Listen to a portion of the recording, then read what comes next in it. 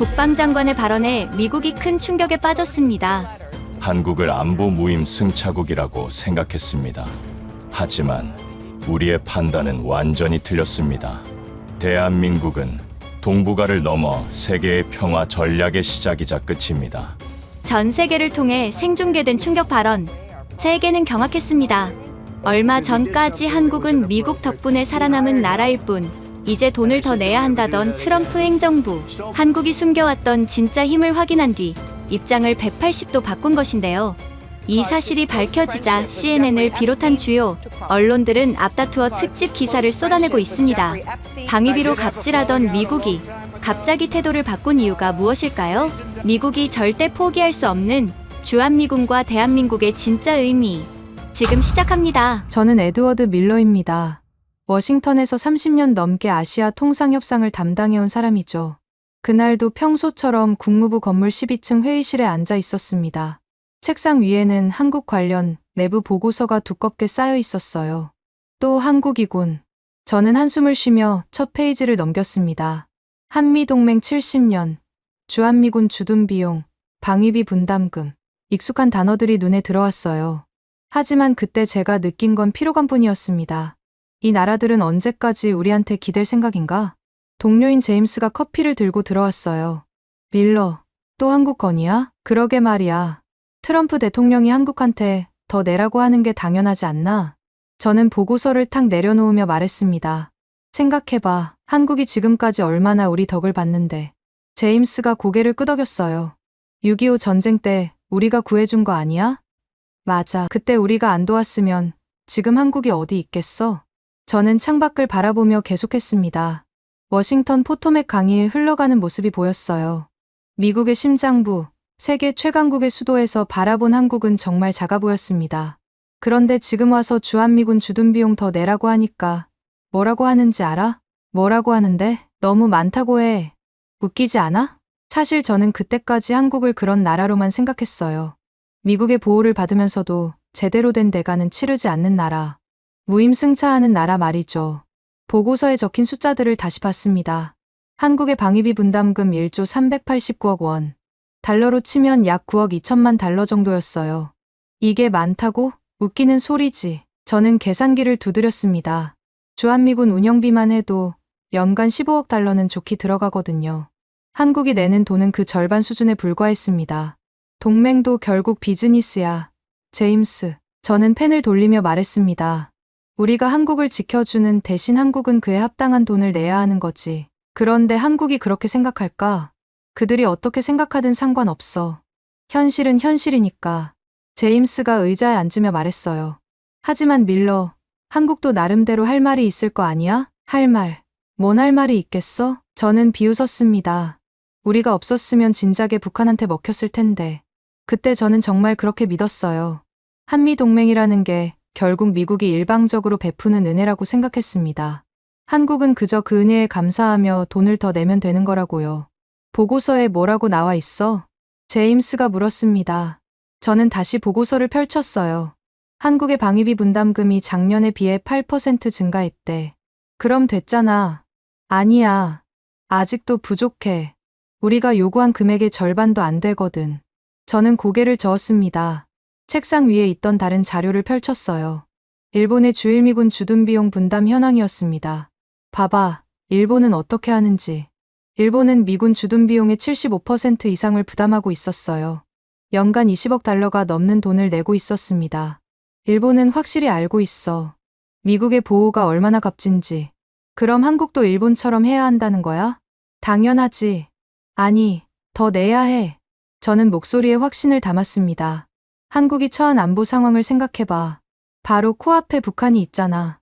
북한의 핵 위협, 중국의 부상, 러시아까지. 한국 주변은 온통 위험투성이었어요. 그런 상황에서 미군이 있다는 것은 보험과 같은 거였습니다.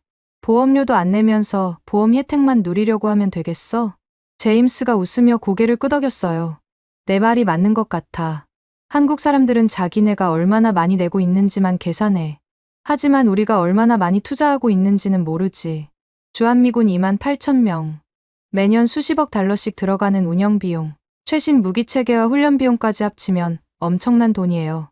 그뿐만 아니라 미국 본토에서 한국까지 군대를 파견하는 것 자체가 큰 희생이었습니다. 아들, 딸을 머나먼 이국 땅에 보내는 부모 마음을 한국 사람들이 알까? 저는 창밖을 다시 바라봤습니다.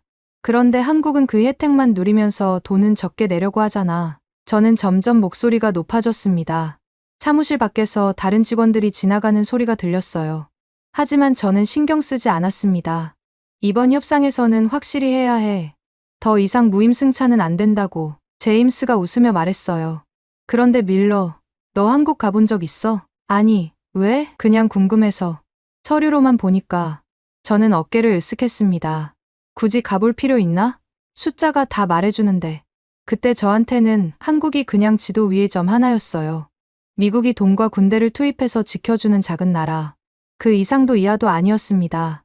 벽에 걸린 세계 지도를 봤어요. 거대한 미국 옆에 있는 작은 한반도. 정말 보잘것없어 보였습니다. 어쨌든 이번 협상에서는 확실히 압박해야 해. 저는 보고서를 덮으며 말했습니다.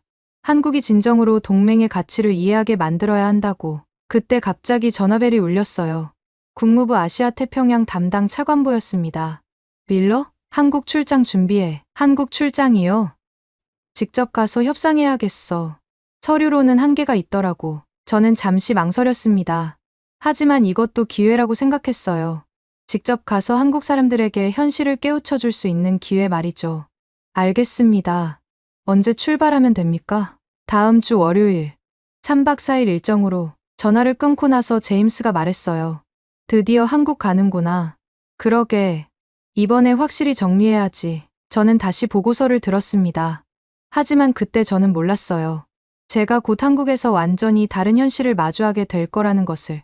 그리고 그곳에서 제가 지금까지 믿어왔던 모든 것이 뒤바뀔 거라는 것을 말이죠.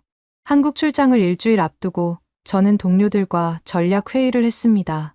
국무부 회의실에는 아시아 담당 팀원들이 모여 있었어요. 차관보인 로버트, 일본 담당 수석인 캐롤, 그리고 중국 전문가 데이비드까지. 이번 한국 협상의 핵심은 뭐라고 생각하나? 로버트가 회의를 시작했습니다. 저는 자신 있게 답했어요. 명확합니다. 방위비 분담금 대폭 증액이죠. 구체적으로 얼마나? 최소 현재의 2배는 받아내야 합니다. 회의실이 잠시 조용해졌어요. 캐롤이 먼저 입을 열었습니다. 밀러, 그게 현실적으로 가능할까? 왜 안 되겠어요? 일본은 이미 그 정도 수준으로 내고 있잖아요. 저는 준비해온 자료를 펼쳤습니다. 일본의 경우 주일미군 주둔 비용의 75%를 부담하고 있어요. 연간 20억 달러 이상이죠. 데이비드가 고개를 끄덕였어요. 일본은 확실히 협력적이야. 맞아요. 그런데 한국은 어떤가요? 저는 다른 자료를 꺼냈습니다. 한국은 겨우 절반 수준도 안 되는 9억 달러 정도만 내고 있어요. 로버트가 질문했습니다. 그럼 일본과 한국의 차이점이 뭐라고 생각해? 간단합니다. 일본은 현실을 정확히 파악하고 있어요. 저는 확신에 찬 목소리로 말했습니다. 일본은 미국 없이는 중국을 견제할 수 없다는 걸 알고 있거든요. 캐롤이 덧붙였어요. 일본의 로비 활동도 대단하지. 워싱턴에서 일본 로비스트들 안 만나본 의원이 없을 거야. 그렇죠. 일본은 미국 정치권에 대한 투자를 아끼지 않아요. 저는 고개를 끄덕였습니다. 반면 한국은 어떤가요? 로비 활동도 미약하고 정치적 영향력도 별로 없어요. 데이비드가 웃으며 말했어요. 독일은 어때? 나토 회원국이니까 상황이 다르겠지만 독일이야 나토라는 틀이 있으니까 복잡하죠. 로버트가 답했습니다. 유럽 전체의 안보 체계니까 함부로 건드리기 어려워. 저는 바로 이어서 말했어요. 그래서 한국이 딱 좋은 거 아닙니까? 무슨 뜻이야? 일본은 로비가 세고 독일은 나토가 있어요. 하지만 한국은 다르죠. 저는 책상을 가볍게 두드렸습니다. 한국은 우리가 압박하기에 가장 좋은 조건이에요. 회의실의 분위기가 바뀌었어요. 모두가 제 말에 집중하기 시작했습니다. 좀 더 구체적으로 설명해봐. 로버트가 관심을 보였어요. 첫째, 한국은 정치적 영향력이 약해요. 워싱턴에서 한국을 위해 나서줄 의원들이 별로 없거든요. 저는 손가락을 하나씩 펼쳐가며 설명했습니다. 둘째, 안보 위협이 절실해요. 북한이 바로 코앞에 있으니까 미군 철수를 두려워하죠. 셋째는 경제적으로 여유가 있어요. GDP 세계 10위권 국가잖아요. 돈이 없어서 못 내는 게 아니라 안 내는 거예요. 캐롤이 고개를 끄덕였어요. 확실히 한국은 압박하기 좋은 조건이네. 데이비드도 동의했습니다. 중국 견제 카드로도 쓸 수 있고, 맞아요. 한국이 중국과 가까워지는 것도 견제할 수 있어요. 저는 점점 흥미진진해졌습니다. 차드 배치할 때를 생각해 보세요. 중국이 한국을 얼마나 압박했는데요. 한알령까지 했잖아. 로버트가 기억을 떠올렸어요. 그래서 한국이 우리한테 더 의존할 수밖에 없는 구조예요. 저는 자신감이 넘쳤습니다. 한국은 중국과 미국 사이에서 줄타기하고 있어요. 하지만 결국 선택해야 하죠. 그런데 밀러, 한국이 반발하면 어떻게 할 거야? 캐롤이 우려를 표했어요. 반발, 뭘로 반발하겠어요? 저는 비웃었습니다. 미군 없이 북한 핵 위협을 막을 수 있나요? 중국 압박을 견딜 수 있고요? 회의실이 다시 조용해졌어요. 모두가 제 논리에 수긍하는 것 같았습니다. 한국은 선택권이 없어요. 그게 가장 큰 약점이죠. 저는 확신에 찬 목소리로 계속했습니다. 일본은 자위대라도 있고 독일은 나토 동맹국들이 있어요. 하지만 한국군이 있잖아. 데이비드가 말했어요. 한국군, 북한 상대로는 몰라도 중국까지 상대할 수는 없죠. 저는 고개를 저었습니다. 게다가 한국군 무기 체계 대부분이 미국산이에요. 우리가 지원 중단하면 제대로 작동도 못해요. 로버트가 만족스러운 표정을 지었어요. 좋아. 그럼 이번 협상 전략을 정리해보자. 첫째, 방위비 분담금 대폭 증액을 요구합니다. 저는 메모를 하며 말했습니다. 둘째, 주한미군의 전략적 유연성에 대한 한국의 공개 지지를 받아냅니다. 전략적 유연성? 한반도 외 지역에서도 주한미군을 활용할 수 있다는 거죠. 저는 설명했습니다. 대만 유사시나 남중국해 분쟁 때 주한미군을 투입할 수 있어야 해요. 캐롤이 걱정스러운 표정을 지었어요. 한국이 그걸 받아들일까? 받아들일 수밖에 없어요. 우리가 나가면 한국은 끝이니까. 저는 단호하게 말했습니다. 셋째, 한국의 중국 견제 역할 강화를 요구합니다. 구체적으로는 차드 추가 배치, 중국 기업 투자 규제, 첨단 기술 이전 금지 같은 거요. 데이비드가 고개를 끄덕였어요. 한국을 완전히 우리 편으로 만드는 거네. 맞아요. 더 이상 중국과 줄타기 못하게 해야죠. 저는 회의 자료를 정리하며 말했습니다. 한국은 가장 약한 고리예요. 여기서 성과를 내면 다른 동맹국들에게도 메시지가 될 거고요.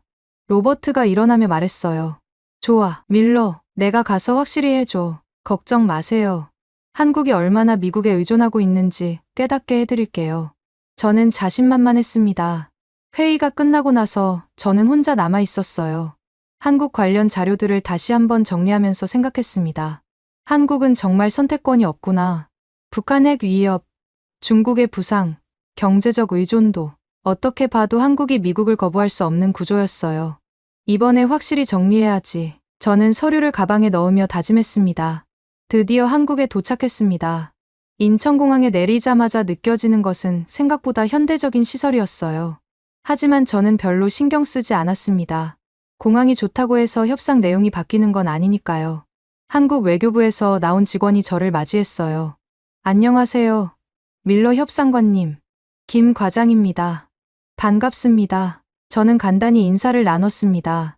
호텔로 가는 차 안에서 김 과장이 말했어요. 내일 오전 10시에 첫 회의가 있습니다. 외교부 청사에서요. 참석자는 누구누구죠? 저희 측에서는 김수미 북미국 국장이 수석대표로 나옵니다. 김수미, 저는 그 이름을 기억해뒀어요. 알겠습니다. 준비 잘 해두시길 바랍니다. 다음 날 아침, 외교부 청사에 도착했습니다. 20층짜리 건물이 꽤 웅장해 보였어요. 하지만 워싱턴의 국무부 건물에 비하면 아무것도 아니었습니다. 회의실로 들어가니 한국 측 대표단이 이미 앉아 있었어요. 김수미 국장이 일어나서 인사했습니다. 밀러 협상관님, 멀리서 오시느라 수고하셨습니다. 반갑습니다. 김 국장님. 저는 악수를 나눴습니다. 김수미는 40대 중반으로 보이는 여성이었어요. 차분하면서도 단단해 보이는 인상이었습니다. 그럼 바로 본론으로 들어가죠. 저는 시간을 끌고 싶지 않았어요. 미리 준비해온 자료를 꺼내서 테이블에 올렸습니다. 이번 협상의 핵심은 3가지입니다. 저는 손가락을 펼쳐 보이며 말했습니다. 첫째, 방위비 분담금 대폭 증액. 한국 측 참석자들의 표정이 조금 굳어졌어요. 둘째, 주한미군의 전략적 유연성에 대한 한국 정부의 공개 지지. 셋째, 한국의 대중국 견제 역할 강화. 김수미가 차분하게 물었습니다. 구체적인 수치를 말씀해 주시겠습니까? 방위비 분담금부터 말씀드리죠. 저는 자신감 있게 답했습니다. 현재 한국이 부담하는 9억 달러에서 18억 달러로 2배 증액을 요구합니다. 회의실이 잠시 조용해졌어요. 한국 측 참석자들이 서로 눈빛을 주고받았습니다. 18억 달러라고 하셨나요? 김수미가 다시 확인했어요. 그렇습니다. 이는 일본의 주일미군 분담금 수준에 맞춘 것입니다. 저는 당당하게 말했습니다. 일본은 현재 20억 달러 이상을 부담하고 있어요. 한국도 비슷한 수준이어야 합니다. 김수미의 표정이 더욱 굳어졌어요. 협상관님, 그 금액은 현실적으로 어렵습니다. 왜 어렵죠? 한국의 GDP를 생각하면 충분히 감당할 수 있는 수준인데요. 저는 준비해온 자료를 넘겼습니다. 한국은 세계 10위권의 경제 대국입니다. 돈이 없어서 못 내는 게 아니라 의지가 없는 거죠. 한국 측에서 다른 참석자가 입을 열었어요. 그런데 협상관님, 미군 주둔으로 인한 우리의 간접 비용도 고려해야 하지 않겠습니까? 간접 비용이라고 하면 토지 제공, 시설 건설, 환경 비용 등 말입니다. 저는 코웃음을 쳤어요. 그런 것들은 한국이 당연히 져야 할 비용입니다. 미군이 한국을 지켜주는 대가니까요. 김수미가 다시 입을 열었습니다. 두 번째 요구사항에 대해서도 말씀해 주시죠. 주한미군의 전략적 유연성입니다. 저는 더욱 강경한 톤으로 말했습니다. 한반도 유사시뿐만 아니라 영내 다른 분쟁 지역에서도 주한미군을 활용할 수 있어야 합니다. 구체적으로 어떤 지역을 말씀하시는 건가요? 대만 해협, 남중국해 등이죠. 저는 직설적으로 말했습니다. 중국이 대만을 침공한다면 주한미군도 출동할 수 있어야 해요. 한국 정부가 이를 공개적으로 지지해야 합니다. 한국 측 참석자들의 얼굴이 완전히 굳어졌어요. 김수미가 신중하게 말했습니다. 그 부분은 우리 헌법과 국내법 검토가 필요합니다. 헌법, 국내법? 저는 어이없다는 표정을 지었습니다. 동맹의 가치를 헌법이나 국내법보다 낮게 보시는 건가요? 그런 뜻이 아닙니다. 다만 절차상, 절차는 나중에 맞추면 됩니다. 중요한 건 의지죠. 저는 테이블을 가볍게 두드렸습니다.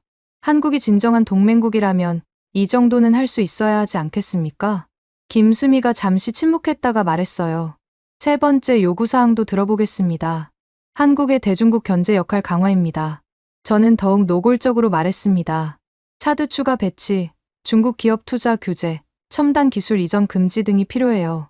차드 추가 배치라고 하셨나요? 그렇습니다.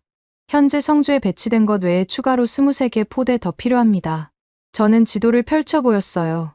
이 위치들에 배치하면 중국 전역을 감시할 수 있어요. 한국 측에서 누군가가 말했습니다. 그렇게 되면 중국 반발이 뭐가 중요합니까? 저는 목소리를 높였습니다. 한국은 자유민주주의 국가 아닙니까? 중국의 눈치를 봐야 할 이유가 있나요? 김수미가 차분하게 답했어요. 우리는 중국의 눈치를 보는 게 아닙니다. 다만 지역 안정을 고려하는 것뿐입니다. 지역 안정? 저는 비웃었습니다. 중국이 지역 안정을 위협하고 있는데 무슨 소리입니까? 회의실의 분위기가 점점 냉랭해졌어요. 하지만 저는 계속 압박했습니다. 한국은 선택해야 합니다. 미국이냐, 중국이냐? 우리는 이미 선택했습니다. 70년 전의 말이죠. 김수미가 단호하게 답했어요. 그럼 그 선택에 합당한 행동을 보여야죠. 저는 자료를 정리하며 말했습니다. 제가 요구한 3가지는 모두 합리적이고 정당한 것들입니다. 합리적이라고 생각하시나요? 김수미가 반문했어요. 당연합니다. 미국이 한국을 위해 얼마나 많은 희생을 하고 있는지 아시죠? 저는 목소리에 확신을 담았습니다. 6.25 전쟁 때부터 지금까지 70년간 미국이 한국에 투자한 돈과 노력을 생각해 보세요. 우리도 그 점은 잘 알고 있습니다. 알고 있다면 행동으로 보여야죠. 저는 시계를 보았습니다. 오늘은 이 정도로 하고 내일까지 한국 측의 답변을 들어보겠습니다. 회의가 끝나고 나서 저는 만족스러웠어요. 한국 측의 당황한 표정을 보니 제대로 압박이 된 것 같았습니다. 이제 현실을 깨달았겠지. 저는 혼자 생각했습니다. 호텔로 돌아가는 길에 워싱턴에 있는 로버트에게 전화를 걸었어요. 첫 회의 어땠어? 예상대로입니다. 한국 측이 상당히 당황해하더군요. 좋아. 계속 압박해. 걱정 마세요. 내일이면 대기를 들 겁니다. 저는 자신만만했습니다. 다음 날 아침, 저는 기분 좋게 회의실에 들어갔습니다. 어제의 압박이 효과를 봤을 거라고 확신했거든요. 한국 측이 항복 선언을 할 준비를 하고 왔을 거라고 생각했어요. 김수미 국장이 이미 자리에 앉아 있었습니다. 어제와는 달리 뭔가 준비를 단단히 해온 것 같은 모습이었어요. 책상 위에는 두꺼운 자료집들이 놓여 있었습니다. 안녕하세요, 협상관님. 김수미가 인사했어요. 네, 반갑습니다. 밤새 잘 생각해 보셨겠죠? 저는 여유롭게 답했습니다. 어제 제가 말씀드린 3가지 요구사항에 대한 답변을 들어보겠습니다. 그 전에 먼저 말씀드릴 게 있습니다. 김수미가 차분하게 말했어요. 어제 협상관님께서 말씀하신 내용들에 대해 정확한 팩트를 확인하고 싶습니다. 팩트요? 저는 약간 당황했습니다. 뭔가 예상과 다른 전개였거든요. 먼저 방위비 분담금에 대해서 말씀드리겠습니다. 김수미가 첫 번째 자료를 펼쳤어요. 협상관님께서는 한국이 9억 달러만 부담한다고 하셨는데 이는 직접 분담금만 계산한 것입니다. 그게 뭐가 잘못된 건가요? 우리가 실제로 부담하는 비용은 훨씬 많습니다. 김수미가 계산기를 두드리기 시작했어요. 캠프 험프리스 건설 비용만 해도 총 109억 달러가 들어갔는데 이 중 92%인 100억 달러를 한국이 부담했습니다. 저는 깜짝 놀랐어요. 그런 구체적인 숫자는 제가 받은 보고서에 없었거든요. 그뿐만 아닙니다. 김수미가 계속했습니다. 토지 제공 비용, 기지 주변 소음 보상비, 환경 복구 비용까지 합치면 연간 30억 달러가 넘습니다. 잠깐, 그건 한국이 당연히 부담해야 할, 당연하다고 말씀하시는군요. 김수미가 저를 가로막았어요. 그럼 일본은 어떨까요? 오키나와 기지 건설 비용 중 일본이 부담한 비율이 얼마인지 아시나요? 저는 대답할 수 없었습니다. 솔직히 몰랐거든요. 60%입니다. 한국의 92%보다 훨씬 낮죠. 김수미가 다른 자료를 꺼냈어요. 독일의 경우는 어떨까요? 주동미군 기지 건설 비용 중 독일 부담 비율은 40%에 불과합니다. 저는 점점 당황스러워졌어요. 이런 세부적인 숫자들은 전혀 예상하지 못했거든요. 더 중요한 건 국방비 지출 비율입니다. 김수미가 3번째 자료를 펼쳤습니다. 한국의 국방비 지출은 GDP 대비 2.8%입니다. 그게 뭐가 특별한가요? 저는 약간 짜증이 났어요.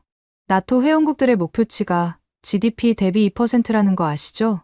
김수미가 차분하게 설명했습니다. 한국은 이미 나토 기준을 28%나 초과하고 있어요.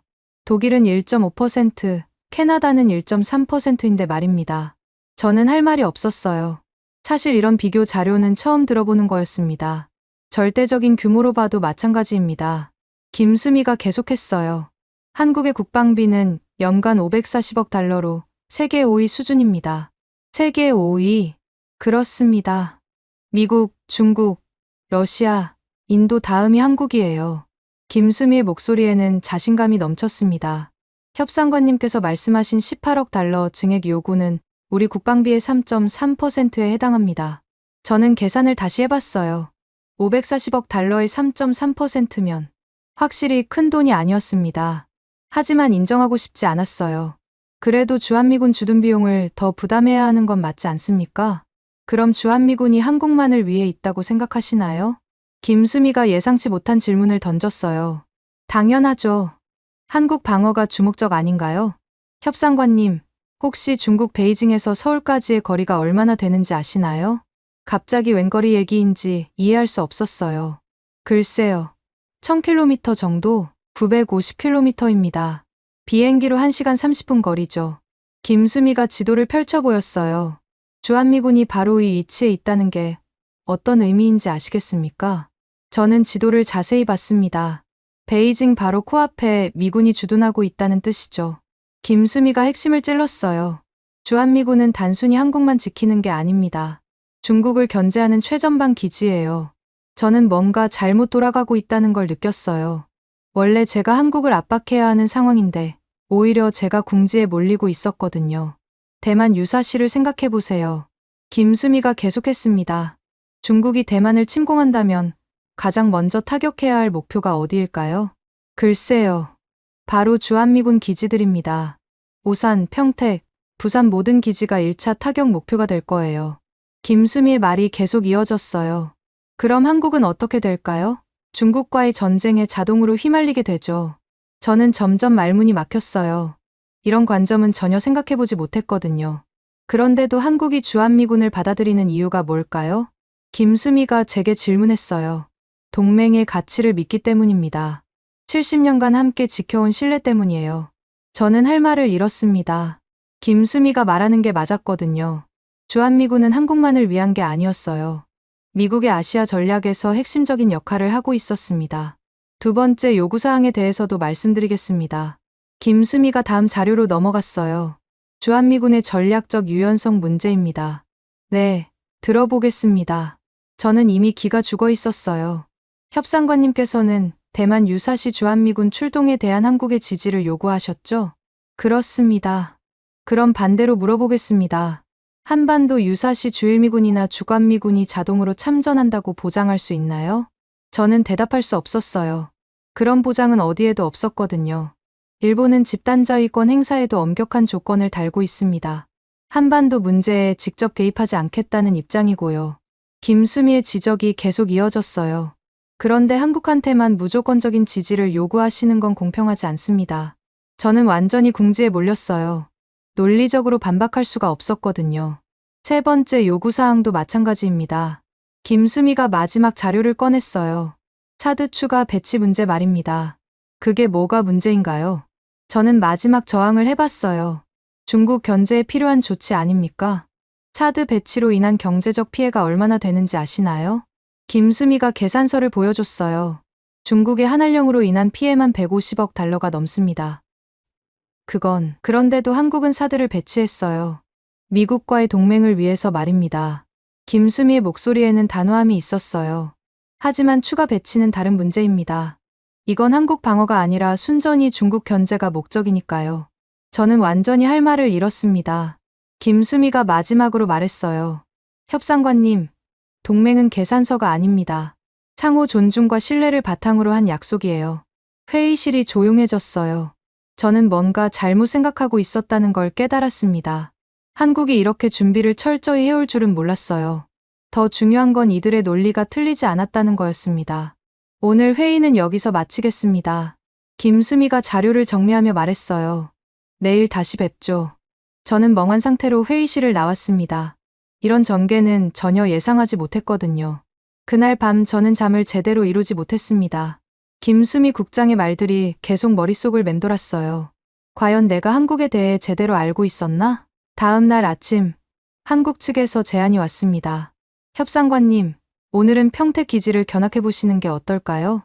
김 과장이 전화로 말했어요. 현장을 직접 보시면 이해에 도움이 될 것 같습니다. 저는 망설였습니다. 사실 군사 기지 견학 같은 건 별로 관심이 없었거든요. 하지만 어제의 충격 때문에 마음이 바뀌었어요. 좋습니다. 가보겠습니다. 평택으로 가는 길에 김 과장이 설명해 줬어요. 캠프 험프리스는 해외 주둔 미군 기지 중 가장 큰 규모입니다. 그렇군요. 저는 창밖을 바라봤습니다. 서울에서 평택까지 가는 길에 보이는 풍경이 생각보다 발전되어 있었어요. 고속도로, 아파트 단지, 공장들이 잘 정비되어 있었습니다. 저기가 캠프 험프리스입니다. 김 과장이 가리킨 방향을 봤어요. 정말 거대한 기지였습니다. 담벼락이 끝없이 이어져 있었어요. 기지 입구에서 미군 헌병이 신분 확인을 했습니다. Welcome to Camp H. Humphreys, sir. Thank you. 저는 영어로 답했습니다. 기지 안으로 들어가니 완전히 다른 세상이었어요. 미국식 건물들, 도로 표지판, 심지어 교통신호등까지 모든 게 미국 스타일이었습니다. 이곳이 얼마나 큰지 아시겠죠?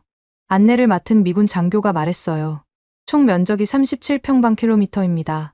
여의도의 12배 크기죠. 저는 깜짝 놀랐습니다. 이렇게 큰 기지가 있는 줄 몰랐었거든요. 건설 비용은 총 얼마나 들었나요? 109억 달러입니다. 한국 정부가 92%를 부담했고요.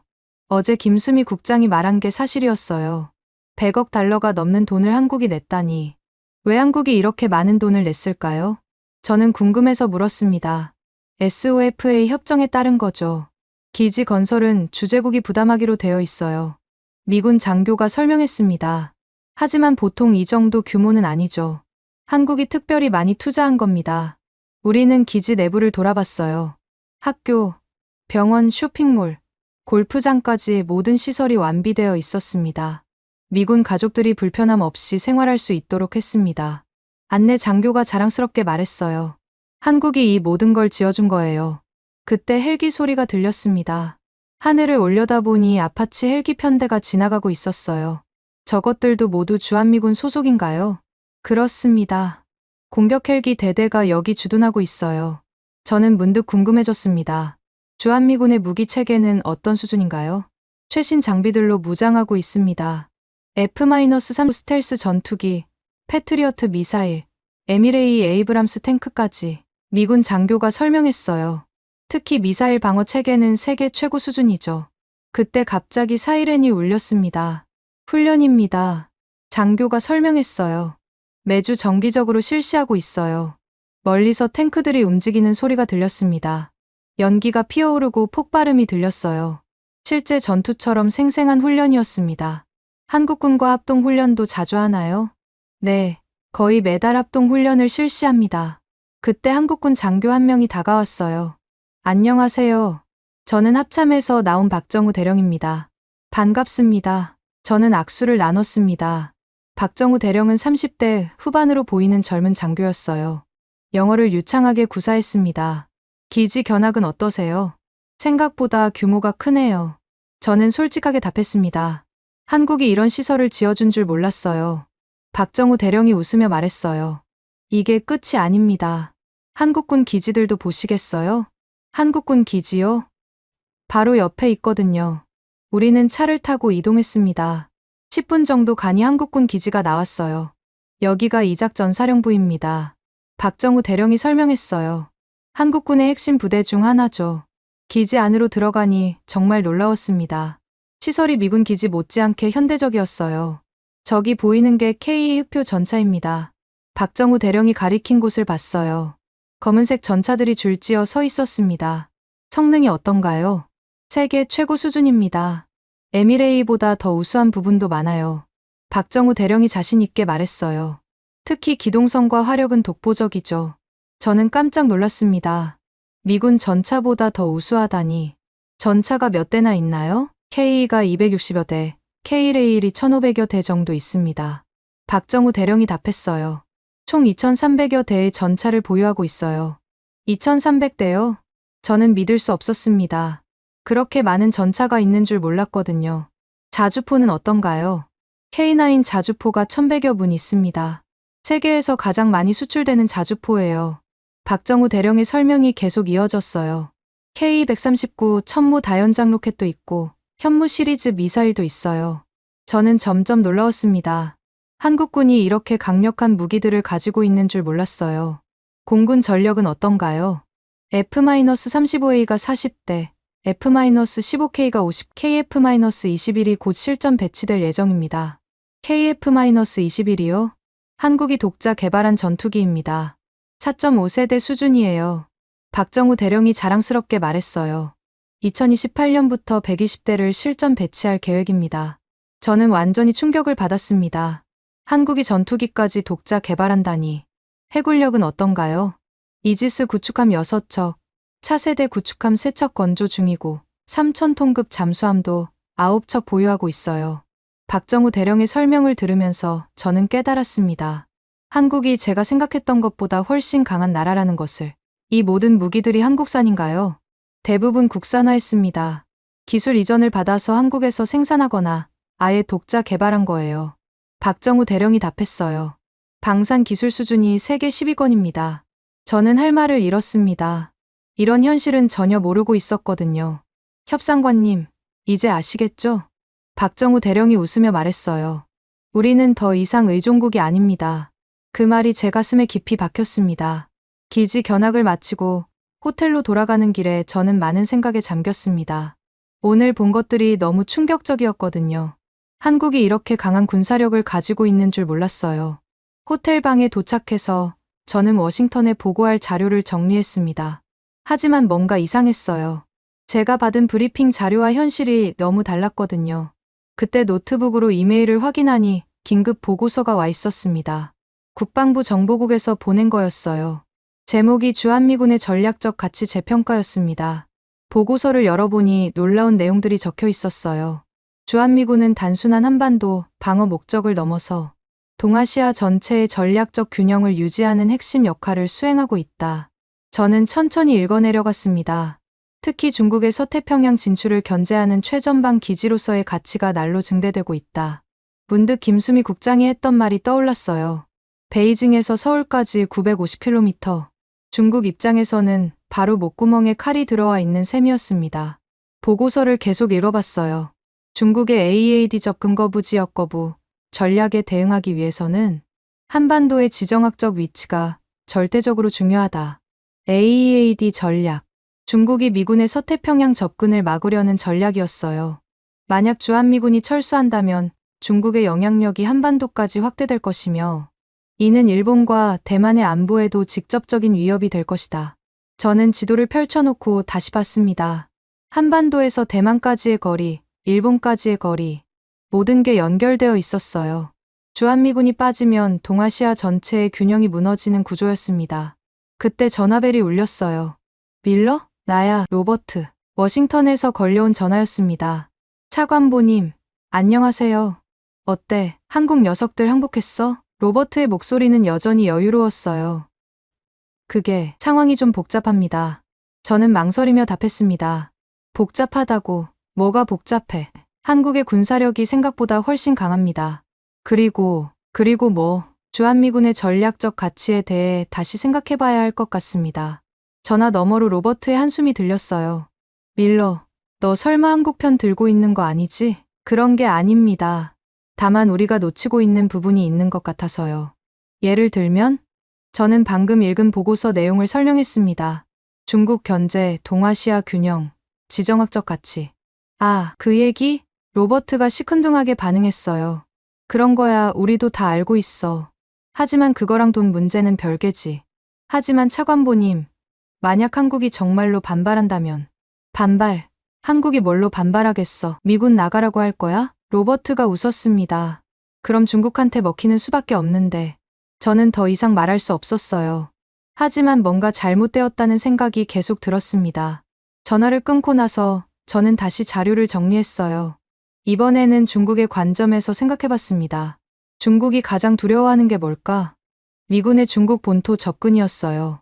그런데 주한미군이 바로 그 역할을 하고 있었습니다. 베이징에서 겨우 950km. 미군의 최신 무기들이 중국을 겨누고 있는 셈이었어요. F-3 스텔스 전투기의 작전 반경이 1200km. 주한미군 F-35가 한반도에서 출발하면 중국 동부 전체를 타격할 수 있었습니다. 차드 레이더의 탐지 거리는 2000km. 중국 내륙 깊숙한 곳까지 들여다볼 수 있었어요. 이래서 중국이 그렇게 사드 배치에 반발했구나. 저는 이제야 이해가 되었습니다. 중국 입장에서는 정말 위협적인 거였어요. 그때 문득 박정우 대령이 했던 말이 떠올랐습니다. 우리는 더 이상 의존국이 아닙니다. 한국이 단순히 미국의 보호를 받는 나라가 아니라는 뜻이었어요. 오히려 미국의 중국 견제 전략에서 핵심적인 역할을 하고 있었습니다. 저는 노트북을 열어서 추가 자료를 찾아봤어요. 중국의 군사 전략, 서태평양 진출 계획, 1대1로 정책, 모든 게 연결되어 있었습니다. 중국이 서태평양으로 진출하려면 반드시 한반도를 지나야 했어요. 그런데 그 길목에 주한미군이 버티고 있는 거였습니다. 이건 한국을 지켜주는 게 아니라 중국을 막는 거네. 저는 혼잣말을 했습니다. 주한미군의 진짜 목적이 보이기 시작했어요. 한국 방어는 표면적인 이유였고 실제로는 중국 견제가 핵심이었습니다. 그렇다면 한국이 방위비 분담금을 더 내야 할 이유가 있을까? 오히려 미국이 한국에게 고마워해야 하는 상황 아닌가? 위험한 위치에 있으면서도 미군을 받아들여주고 있으니까요. 저는 다시 지도를 봤습니다. 만약 주한미군이 철수한다면 중국의 영향력이 한반도까지 확대될 거였어요. 그럼 일본도 위험해지고 대만도 고립될 것입니다. 미국의 아시아 전략 전체가 무너지는 거였어요. 한국이 약한 고리가 아니라 핵심 고리였구나. 저는 이제야 깨달았습니다. 한국 없이는 미국의 중국 견제 전략이 불가능했어요. 그때 다시 전화가 왔습니다. 이번에는 국방부에서였어요. 밀러 협상관, 정보국 브라운입니다. 네, 안녕하세요. 방금 보낸 보고서 보셨죠? 네, 잘 봤습니다. 추가로 말씀드릴 게 있어서 전화했습니다. 브라운의 목소리가 진지했어요. 중국이 최근 한국에 대한 압박을 강화하고 있습니다. 어떤 압박이요? 경제 보복, 외교적 고립, 군사적 위협까지 다양합니다. 브라운이 설명했어요. 중국은 한국을 미국으로부터 떼어놓으려고 안간힘을 쓰고 있어요. 그럼 한국이 위험한 상황인 건가요? 그렇습니다. 그래서 우리가 더욱 한국을 지켜야 해요. 브라운의 말이 핵심을 찔렀습니다. 한국을 잃으면 우리도 끝입니다. 저는 완전히 관점이 바뀌었어요. 한국이 미국에 의존하는 게 아니라 미국도 한국에 의존하고 있었던 거였습니다. 서로가 서로를 필요로 하는 관계였어요. 그런데 제가 지금까지 일방적인 시각으로만 봤던 거였습니다. 이제 이해가 되는군. 저는 중얼거렸습니다. 왜 한국이 그렇게 당당할 수 있었는지 알겠더라고요. 다음 날 저녁, 한국 측에서 비공식 만찬을 제안했습니다. 너무 딱딱한 회의실에서만 얘기하지 말고 편안한 자리에서 대화해보는 게 어떨까요? 김수미 국장이 제안했어요. 저는 동의했습니다. 사실 지난 며칠간 받은 충격 때문에 머리를 정리할 시간이 필요했거든요. 장소는 서울 시내의 한 한정식집이었어요. 한국 전통 음식을 맛볼 수 있는 곳이라고 했습니다. 도착해보니 정말 운치 있는 곳이었어요. 한옥을 개조한 건물에 조용한 정원이 있었습니다. 어서 오세요. 김수미 국장이 저를 맞이했어요. 그 옆에는 어제 만났던 박정우 대령도 있었습니다. 오늘은 공식적인 자리가 아니니까 편하게 얘기해요. 김수미 국장이 웃으며 말했어요. 우리는 조용한 방에 앉았습니다. 창문 너머로 서울의 야경이 보였어요. 서울이 정말 많이 발전했네요. 저는 솔직한 감상을 말했습니다. 30년 전과는 완전히 다른 도시 같아요. 그럼 30년 전에도 한국에 오신 적이 있으세요? 박정우 대령이 물었습니다. 아니요, 처음입니다. 저는 고개를 저었어요. 그동안 서류로만 한국을 봤거든요. 어떠세요? 직접 와보니까. 김수미 국장이 궁금해했어요. 저는 잠시 망설였습니다. 솔직하게 말해야 할지 고민되었거든요. 생각보다 많이 다르네요. 어떤 면에서요? 모든 면에서 말입니다. 경제 수준, 군사력, 사람들의 의식 수준까지. 저는 진심으로 말했어요. 제가 알고 있던 한국과 너무 달라서 놀랐습니다. 박정우 대령이 웃었어요. 그럼 협상관님은 한국을 어떤 나라로 생각하고 계셨나요? 솔직히 말하면 저는 잠시 주저했습니다. 미국에 의존하는 나라라고 생각했어요. 보호받아야 할 약한 나라로요. 김수미 국장이 고개를 끄덕였어요. 많은 미국인들이 그렇게 생각하는 것 같아요. 하지만 지금은 생각이 바뀌었습니다. 저는 계속했어요.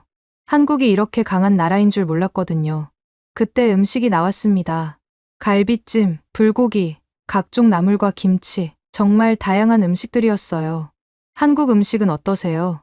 김수미 국장이 물었습니다. 맛있네요. 생각보다 훨씬 정교해요. 저는 갈비찜을 먹으며 말했습니다. 이것도 한국 문화의 발전을 보여주는 것 같아요. 박정우 대령이 술을 따라줬어요. 소주입니다. 한국의 대표적인 술이에요. 감사합니다. 저는 잔을 받았습니다. 소주를 한 모금 마시니 목이 화끈했어요. 독하네요. 한국 사람들의 성격과 비슷해요. 강하고 직선적이죠. 박정우 대령이 웃으며 말했어요. 분위기가 점점 편해졌습니다. 공식적인 자리가 아니라서 그런지 대화도 자연스러워졌어요. 협상관님, 궁금한 게 있어요. 박정우 대령이 말했습니다. 네, 뭔가요? 미국에서는 정말로 한국을 약한 나라로 보나요? 직접적인 질문이었어요. 저는 잠시 생각했습니다. 솔직히 말하면 그런 경향이 있어요. 왜 그럴까요? 70년 전의 이미지가 아직도 남아있는 것 같아요. 저는 솔직하게 답했습니다. 6.25 전쟁 때의 가난하고 약한 한국말이에요. 김수미 국장이 고개를 끄덕였어요. 그런 편견을 깨기가 쉽지 않죠. 하지만 이번에 직접 와보니까 완전히 달라요. 저는 진심으로 말했습니다. 한국은 더 이상 보호받아야 할 나라가 아니에요. 박정우 대령이 잔을 들어 올렸어요. 그 말씀에 건배하겠습니다. 우리는 모두 잔을 부딪혔습니다. 그런데 협상관님, 하나 더 궁금한 게 있어요. 박정우 대령이 계속했습니다. 동맹을 장사라고 생각하세요? 갑자기 분위기가 진지해졌어요. 저는 잠시 말문이 막혔습니다. 왜 그런 질문을 하시나요? 첫날 회의에서 그런 뉘앙스를 느꼈거든요. 박정우 대령이 차분하게 말했어요. 돈을 더 내라. 조건을 더 받아들여라. 마치 한국이 고객이고 미국이 업체인 것처럼요. 저는 할 말을 잃었습니다. 사실 맞는 말이었거든요. 하지만 협상관님, 동맹은 장사가 아니에요. 박정우 대령의 목소리에는 확신이 있었습니다. 동맹은 상호 이익과 신뢰를 바탕으로 한 약속이죠. 약속이라고 하시면 서로를 믿고 지켜주겠다는 약속 말이에요. 박정우 대령이 설명했습니다. 돈으로 계산할 수 있는 게 아니라 마음으로 하는 거예요. 김수미 국장이 덧붙였어요. 70년간 함께 피와 땀을 흘리며 쌓아온 신뢰 말입니다. 저는 점점 부끄러워졌어요. 제가 너무 계산적으로만 생각했다는 걸 깨달았거든요. 그럼 한국은 왜 미군을 받아들이나요? 저는 궁금해서 물었습니다. 솔직히 위험하지 않나요? 중국의 표적이 될 수도 있고. 박정우 대령이 잠시 생각하더니 말했어요. 맞아요. 위험해요. 그런데도, 그래도 받아들이는 이유가 있어요. 박정우 대령이 창밖을 바라봤습니다. 자유와 민주주의를 지키기 위해서예요. 자유와 민주주의? 우리가 추구하는 가치가 같으니까요. 박정우 대령의 목소리에는 진정성이 있었어요. 돈 때문이 아니라 가치 때문에 동맹을 하는 거예요. 저는 깊이 생각해봤습니다. 그동안 제가 놓치고 있던 부분이 바로 이거였어요. 가치와 신념의 문제를 돈의 문제로만 봤던 거였습니다. 협상관님, 미국도 마찬가지 아닌가요? 김수미 국장이 물었어요. 자유민주주의를 지키기 위해 전 세계의 군대를 파견하는 거잖아요. 그렇죠. 저는 고개를 끄덕였습니다. 그럼 우리는 같은 편인 거네요. 박정우 대령이 웃으며 말했어요. 같은 가치를 추구하는 동지 말이에요. 그 말이 제 가슴에 와 닿았습니다. 동지, 그렇죠. 우리는 고객과 업체가 아니라 동지였어요. 우리는 더 이상 의존국이 아닙니다. 박정우 대령이 다시 말했어요. 동맹은 상호 이익이지 장사가 아니고요. 저는 그 말을 가슴 깊이 새겼습니다. 그동안 제가 얼마나 잘못 생각하고 있었는지 깨달았거든요. 죄송합니다. 저는 진심으로 사과했습니다. 제가 너무 오만했네요. 아니에요. 이해할 만해요. 김수미 국장이 따뜻하게 말했어요. 서로 이해하는 과정이니까요. 그날 밤 저는 정말 많은 것을 배웠습니다. 동맹의 진정한 의미를 깨달았어요. 한국에서의 마지막 밤이었습니다. 저는 호텔방에 앉아서 워싱턴에 보낼 최종 보고서를 작성하고 있었어요. 하지만 손이 좀처럼 움직이지 않았습니다. 어떻게 써야 할지 모르겠더라고요. 처음 한국에 올 때의 생각과 지금의 생각이 완전히 달라졌거든요. 창밖으로 서울의 야경이 보였습니다. 한강을 따라 늘어선 고층 빌딩들, 그 사이로 흐르는 불빛들. 정말 아름다운 도시였어요. 이 모든 게 70년 만에 이루어진 거구나. 저는 감탄했습니다. 전쟁의 폐허에서 이만큼 발전하다니. 정말 대단한 민족이었어요. 노트북 화면을 다시 봤습니다. 빈 워드 문서가 저를 바라보고 있었어요.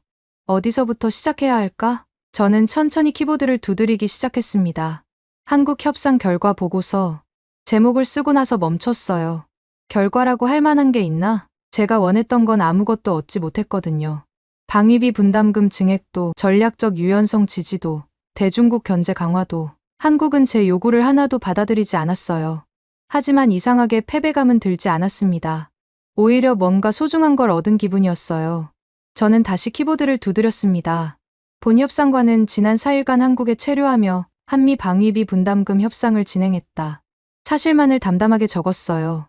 그러나 협상 과정에서 한국의 실상을 파악하게 되었고 기존의 접근 방식에 대한 재고가 필요함을 인식하게 되었다.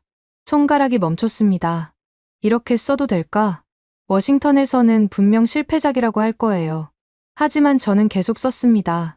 첫째, 한국의 국방비 지출 현황을 재검토한 결과 한국은 이미 GDP 대비 2.0%를 국방비로 지출하고 있으며 이는 나토 기준 2%를 28% 초과하는 수준이다. 구체적인 숫자를 적었어요. 김수미 국장이 보여준 자료들이었습니다. 또한 절대적 규모로도 연간 540억 달러로 세계 5위 수준이며 이는 한국의 안보에 대한 충분한 투자를 하고 있음을 의미한다. 둘째, 주한미군 기지 건설 및 운영에 대한 한국의 기여도를 재평가한 결과 캠프 험프리스 건설비 109억 달러, 중 90%인 100억 달러를 한국이 부담했으며 이는 다른 동맹국들과 비교해도 매우 높은 수준이다.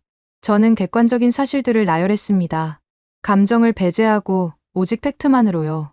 셋째, 한국군의 전력 수준을 직접 확인한 결과 세계 최고 수준의 무기 체계를 보유하고 있으며 특히 K-전차, K9 자주포, KF-21 전투기 등 독자 개발 무기의 성능이 주목할 만하다. 박정우 대령이 보여준 것들을 떠올렸어요. 정말 놀라운 수준이었습니다. 넷째, 주한미군의 전략적 가치에 대한 재검토가 필요하다. 이 부분이 가장 중요했어요. 주한미군은 단순한 한반도 방어를 넘어서 중국의 서태평양 진출을 견제하는 핵심적 역할을 수행하고 있다. 베이징에서 서울까지의 거리는 950km에 불과하며 이는 주한미군이 중국에게 직접적인 위협이 되고 있음을 의미한다. 따라서 주한미군은 한국을 위한 주둔이 아니라 미국의 아시아 전략에서 핵심적인 전진 기지 역할을 하고 있다고 봐야 한다. 저는 잠시 손을 멈췄습니다. 이렇게 쓰면 워싱턴에서 어떤 반응을 보일까? 하지만 사실이니까 써야겠더라고요. 다섯째, 한국의 국제적 위상 변화를 고려해야 한다. 한국은 더 이상 미국의 일방적인 보호를 받는 국가가 아니다. GDP 세계 10위권의 경제 대국이며 군사력도 세계 유비 수준에 달한다. 특히 반도체, IT, 조선, 자동차 등 핵심 산업에서 세계 최고 수준의 기술력을 보유하고 있어 미국에게도 중요한 파트너다. 따라서 기존의 일방적 요구보다는 상호 이익을 추구하는 동반자 관계로 접근해야 한다. 저는 숨을 깊이 들이쉬었습니다. 이제 결론을 써야 했어요. 가장 중요한 부분이었습니다. 결론적으로 한국은 동맹의 약한 고리가 아니다. 저는 확신을 가지고 썼습니다. 한국은 이미 세계 5위 국방비 지출국이자 동북아 전략의 핵심 파트너다. 주한미군의 전략적 가치, 한국의 경제적 기여도, 그리고 지정학적 중요성을 종합적으로 고려할 때 미국은 결코 한국을 포기할 수 없다. 오히려 한국과의 동맹 관계를 더욱 강화해야 하며 이를 위해서는 상호 존중과 신뢰를 바탕으로 한 새로운 접근이 필요하다. 마지막 문장을 쓸 차례였습니다. 저는 잠시 망설였어요. 하지만 제 진심을 담아 썼습니다. 동맹은 거래가 아니라 약속이며 계산이 아니라 신뢰다. 한미동맹의 미래는 이러한 원칙 위에서 구축되어야 한다. 보고서를 다 쓰고 나니 후련했습니다. 제가 한국에서 느낀 모든 것을 담았어요. 물론 워싱턴에서는 좋아하지 않을 거예요. 하지만 이게 진실이었습니다. 저는 보고서를 저장하고 이메일로 보냈습니다. 그리고 창밖을 다시 바라봤어요.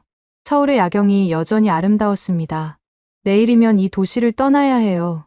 하지만 제 마음속에는 한국이 영원히 남을 것 같았습니다. 강하고 자랑스러운 동맹국 한국 말이에요. 제 휴대폰에 메시지가 왔습니다.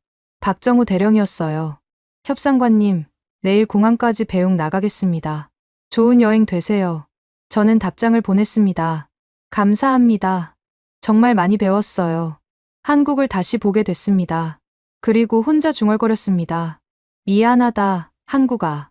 그리고 고맙다. 다음 날 아침, 공항에서 박정우 대령과 김수미 국장이 배웅을 나왔어요. 다음에 또 오세요. 김수미 국장이 말했습니다. 그때는 더 좋은 조건에서 만나길 바랍니다. 네, 꼭 다시 오겠습니다. 저는 진심으로 답했어요. 그때는 동반자로서 만나죠. 박정우 대령과 악수를 나눴습니다.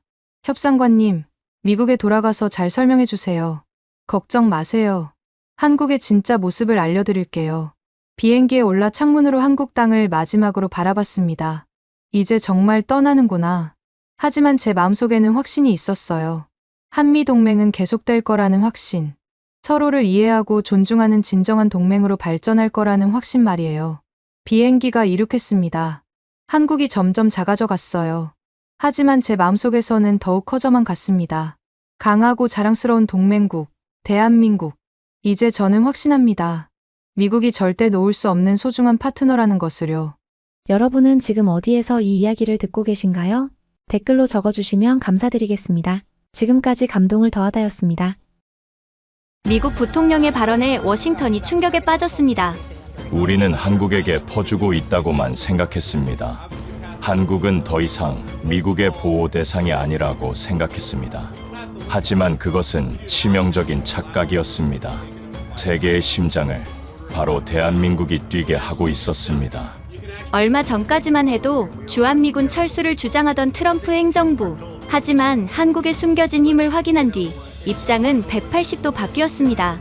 뉴욕타임스, CNN, 월스트리트 저널까지 앞다투어 특집 기사를 쏟아내는 지금. 도대체 미국은 왜 한국을 절대 포기할 수 없게 된 걸까요? 주한미군과 대한민국이 가진 진짜 의미. 지금 시작합니다. 안녕하십니까. 저는 로버트 맥나마라입니다. 66세의 나이로 지금은 워싱턴의 한 싱크탱크에서 연구위원으로 일하고 있습니다만 과거에는 미 국방부에서 아시아 태평양 안보 담당 차관보를 지냈습니다. 30년 넘게 미국의 국방 정책을 만들어 온 사람이죠. 오늘 제가 여러분께 들려드릴 이야기는 저 자신도 믿기 어려운 변화의 기록입니다. 한국에 대한 제 인식이 완전히 뒤바뀐 경험담이라고 할 수 있겠습니다. 그 시작은 작년 가을 워싱턴 DC의 한 컨퍼런스룸에서였습니다. 저는 연단에 서서 약 200명의 청중을 바라보고 있었습니다. 국방 전문가들, 정치인들, 언론인들이 모인 자리였죠. 여러분, 솔직히 말씀드리겠습니다. 저는 마이크를 향해 단호하게 말했습니다. 주한미군은 이제 시대착오적인 존재가 되었습니다. 청중석에서 웅성거림이 일어났습니다. 하지만 저는 멈추지 않았습니다. 한국은 여전히 조립국 수준에 머물러 있습니다. 우리가 첨단 기술을 제공하면 단순히 조립만 하는 나라죠. 과연 이런 나라를 위해 우리 젊은이들을 계속 주둔시켜야 할까요? 박수가 터져 나왔습니다. 특히 앞줄에 앉은 몇몇 의원들이 고개를 끄덕이며 박수를 쳤습니다. 1년에 수십억 달러씩 들어가는 주한미군 유지비를 생각해 보십시오. 그 돈으로 우리는 얼마나 많은 일을 할 수 있겠습니까? 저는 계속해서 말했습니다. 한국의 경제 규모가 커졌다고 하지만 본질은 변하지 않았습니다. 여전히 우리가 만든 기술을 가져다가 값싼 노동력으로 조립하는 나라일 뿐입니다. 삼성이나 LG 같은 회사들도 결국은 우리 기술의 복사판 아닙니까? 그때 중간쯤에 앉은 한 기자가 질문했습니다. 차관보님, 하지만 한국의 반도체 기술이나 조선 기술은 어떻게 평가하십니까? 저는 코웃음을 쳤습니다. 반도체요? 그들이 만드는 건 우리가 설계한 칩을 대량 생산하는 것뿐입니다. 조선업도 마찬가지죠. 우리가 개발한 기술을 가져다가 싸게 만드는 게 전부입니다. 청중들 사이에서 동조하는 목소리가 들렸습니다. 맞습니다. 정확한 분석이네요. 저는 더욱 자신감 있게 목소리를 높였습니다. 여러분, 현실을 직시해야 합니다. 한국은 창조하는 나라가 아니라 모방하는 나라입니다. 혁신은 실리콘밸리에서 일어나고 한국은 그저 그것을 복제할 뿐이죠. 그때 뒷줄에서 한 사람이 손을 들었습니다. 그렇다면 차관보님께서는 주한미군을 완전히 철수해야 한다고 보시는 건가요? 저는 주저없이 대답했습니다. 그렇습니다. 단계적으로라도 철수를 검토해야 합니다. 한국은 이제 충분히 자립할 수 있는 나라가 되었습니다. 더 이상 우리의 보호막이 필요하지 않다는 뜻이죠. 그 순간 제 뒤에 앉아있던 보좌관 에밀리 로젠이 살짝 눈살을 찌푸렸습니다. 하지만 저는 그런 표정을 보지 못했습니다. 오히려 청중들의 박수에 도취되어 있었죠. 게다가 지금 북한의 위협도 예전만 못합니다. 중국도 한국과의 경제적 관계를 중시하고 있어서 함부로 움직이지 못할 겁니다. 이런 상황에서 우리가 계속 막대한 예산을 쏟아부을 이유가 있을까요? 한 언론인이 추가 질문을 했습니다. 차관보님의 말씀대로라면 한미동맹 자체를 재검토해야 한다는 뜻인가요? 동맹은 상호 이익이 있을 때 의미가 있는 겁니다. 지금의 한미동맹은 일방적으로 우리만 손해를 보는 구조가 되었어요.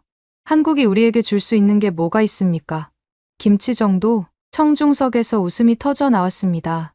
저는 그 웃음에 더욱 기세등등해졌습니다. 여러분, 미국은 이제 새로운 전략이 필요합니다. 유럽의 안보 위기가 심각해지고 있고 중동 정세도 불안합니다. 우리의 자원을 정말 중요한 곳에 집중해야 할 때입니다. 한국 같은 이류 국가에 매달려 있을 시간이 없어요. 박수가 더욱 크게 터져 나왔습니다. 저는 그 박수를 받으며 뿌듯함을 느꼈습니다. 역시 내 판단이 옳아. 모두들 내 말에 동의하고 있어.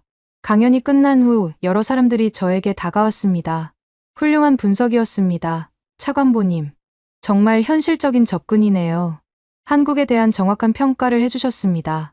창원 군사위원회의 존 밀러도 저에게 다가왔습니다. 맥나마라, 오늘 정말 시원한 말씀 해주셨네요. 한국 문제에 대해서는 당신과 완전히 같은 생각입니다. 고맙습니다. 밀러 씨, 누군가는 이런 얘기를 해야죠. 그런데 혹시 한국 쪽에서 반발하면 어떻게 하실 건가요? 저는 어깨를 으쓱했습니다. 반발한다고 해서 사실이 바뀌는 건 아니잖습니까? 진실은 언제나 아픈 법이에요. 그날 저녁, 호텔 방으로 돌아온 저는 만족스러운 마음으로 뉴스를 켰습니다. 제 강연이 이미 언론에 보도되고 있었습니다. 전 국방부 고위 관료, 주한미군 철수론 제기, 한국을 조립국으로 규정한 맥나마라 전 차관보, 한미동맹 재검토 필요성 강조. 저는 그 보도를 보며 흐뭇해했습니다. 제 의견이 정확히 전달되고 있다고 생각했거든요. 다음 날 아침, 에밀리가 제 사무실로 찾아왔습니다. 얼굴이 상당히 심각해 보였습니다. 맥나마라 박사님, 어제 강연에 대해 말씀드릴 게 있습니다. 무슨 일인가?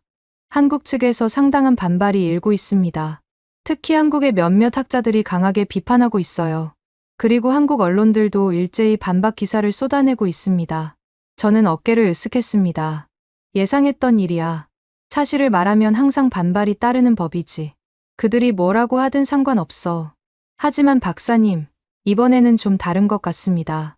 한국의 반박이 상당히 구체적이고 치밀해요. 에밀리, 내가 30년 넘게 이 일을 해왔다네. 한국이 어떤 나라인지 누구보다 잘 알고 있어. 그들의 반응은 전혀 놀랍지 않아. 에밀리는 잠시 망설이더니 말했습니다. 박사님, 혹시 한국에 대한 최근 자료들을 다시 한번 검토해 보시는 게 어떨까요? 왜, 내가 틀렸다는 거야? 그런 게 아니라, 시간이 지나면서 상황이 변했을 수도 있잖아요. 저는 코웃음을 쳤습니다. 에밀리, 한국은 10년 전이나 지금이나 똑같아. 조립하고 복사하는 것 외에는 할 줄 아는 게 없다고. 그때만 해도 저는 제 판단이 틀릴 수 있다는 생각을 전혀 하지 못했습니다. 한국은 그저 미국의 기술을 가져다가 조립하는 나라. 그 이상도 그 이하도 아니라고 확신했죠. 하지만 며칠 후부터 상황이 조금씩 이상해지기 시작했습니다. 국방부에서 보내온 몇몇 보고서들이 제 책상 위에 놓여 있었거든요. 그 보고서들의 제목이 예사롭지 않았습니다. 아시아 공급망 재편 보고서, 미국 산업 기반 시설 의존도 분석, 동맹국 기술력 평가 보고서, 글로벌 반도체 생산 현황. 저는 그 보고서들을 대충 훑어보며 생각했습니다. 또 무슨 형식적인 분석이겠지. 하지만 그때는 몰랐습니다. 그 보고서들이 제 인생을 완전히 바꿔놓을 폭탄과 같은 내용을 담고 있다는 것을 말입니다. 며칠 후, 저는 국방부 브리핑룸에 앉아 있었습니다. 정례 안보 상황 보고를 듣기 위해서였죠. 브리핑 담당자가 스크린을 가리키며 말했습니다. 러시아와 우크라이나 전쟁이 3년째 장기화되고 있습니다. 유럽 전체가 안보 위기에 빠져 있는 상황이죠. 지도 위에 붉은 표시들이 가득했습니다. 러시아군의 배치 현황을 나타내는 것들이었습니다. 특히 독일이 재무장을 공식 발표했습니다. 2차 대전 이후 처음으로 대규모 군사력 증강에 나서고 있어요. 저는 고개를 끄덕였습니다. 예상했던 일이었거든요. 그런데 문제는 이겁니다. 브리핑 담당자가 다음 슬라이드로 넘어갔습니다. 유럽 각국이 미국에 더 많은 지원을 요청하고 있습니다. 군사 장비, 정보, 훈련 지원 모든 면에서 말이죠. 저는 벌떡 일어났습니다. 잠깐만요. 그들이 스스로 해결해야 할 문제 아닙니까? 차관보님 말씀이 맞습니다만 유럽은 이제 충분히 성숙한 대륙입니다. 자신들의 문제는 자신들이 해결해야 하죠. 미국이 언제까지 세계 경찰 노릇을 해야 합니까? 브리핑이 끝난 후 저는 제 사무실로 돌아와 에밀리에게 말했습니다. 유럽도 마찬가지야. 한국과 똑같아. 언제까지 미국에만 기대려고 하는 거지? 하지만 박사님, 상황이 심각해 보이는데요.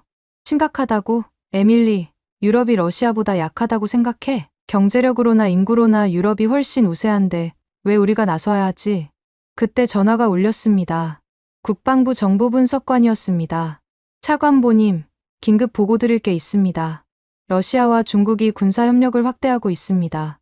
구체적으로 어떤 내용인가? 합동 군사훈련 횟수가 작년보다 3배 늘었고 무기 거래도 활발해지고 있습니다.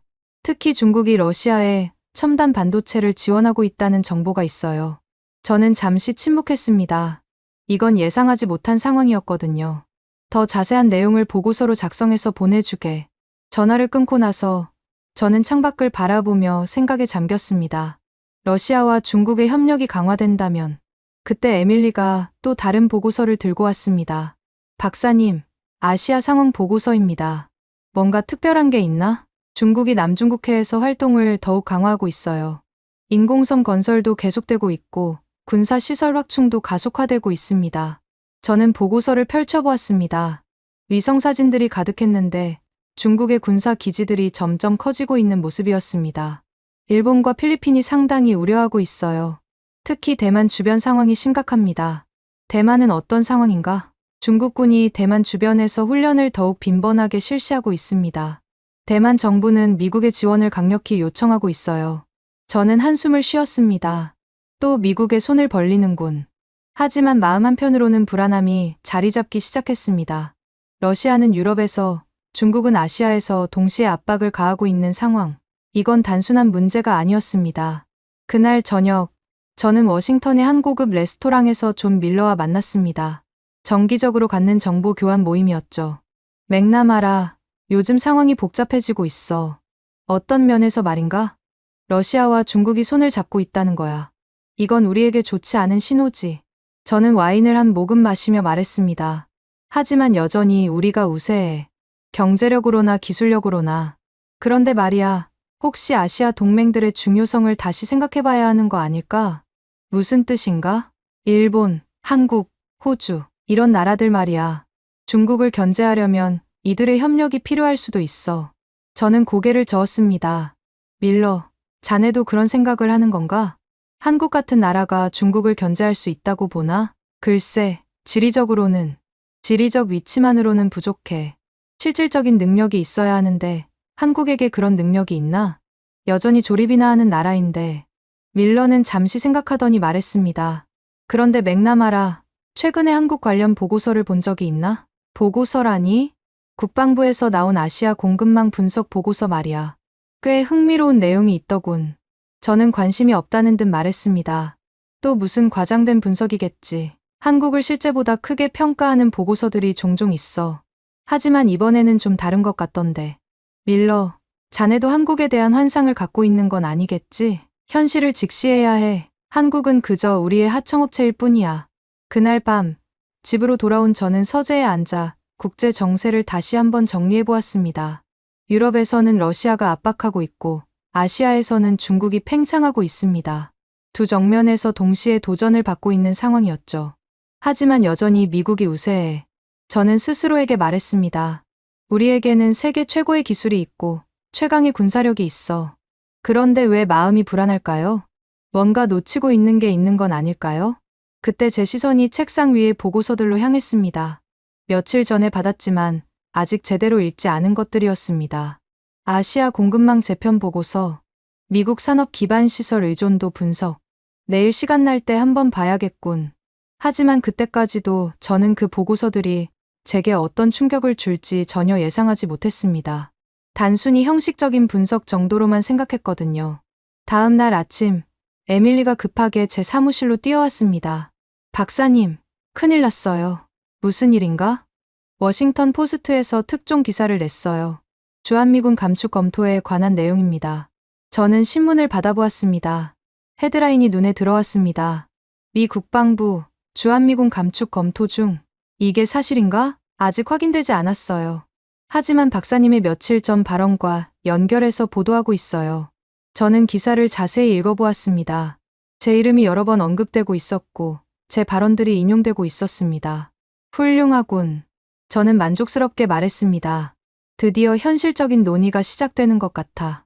하지만 에밀리의 표정은 밝지 않았습니다. 박사님, 이게 좋은 일일까요? 왜 좋지 않다는 거야? 한국 측의 반응이 상당히 격렬할 것 같은데요.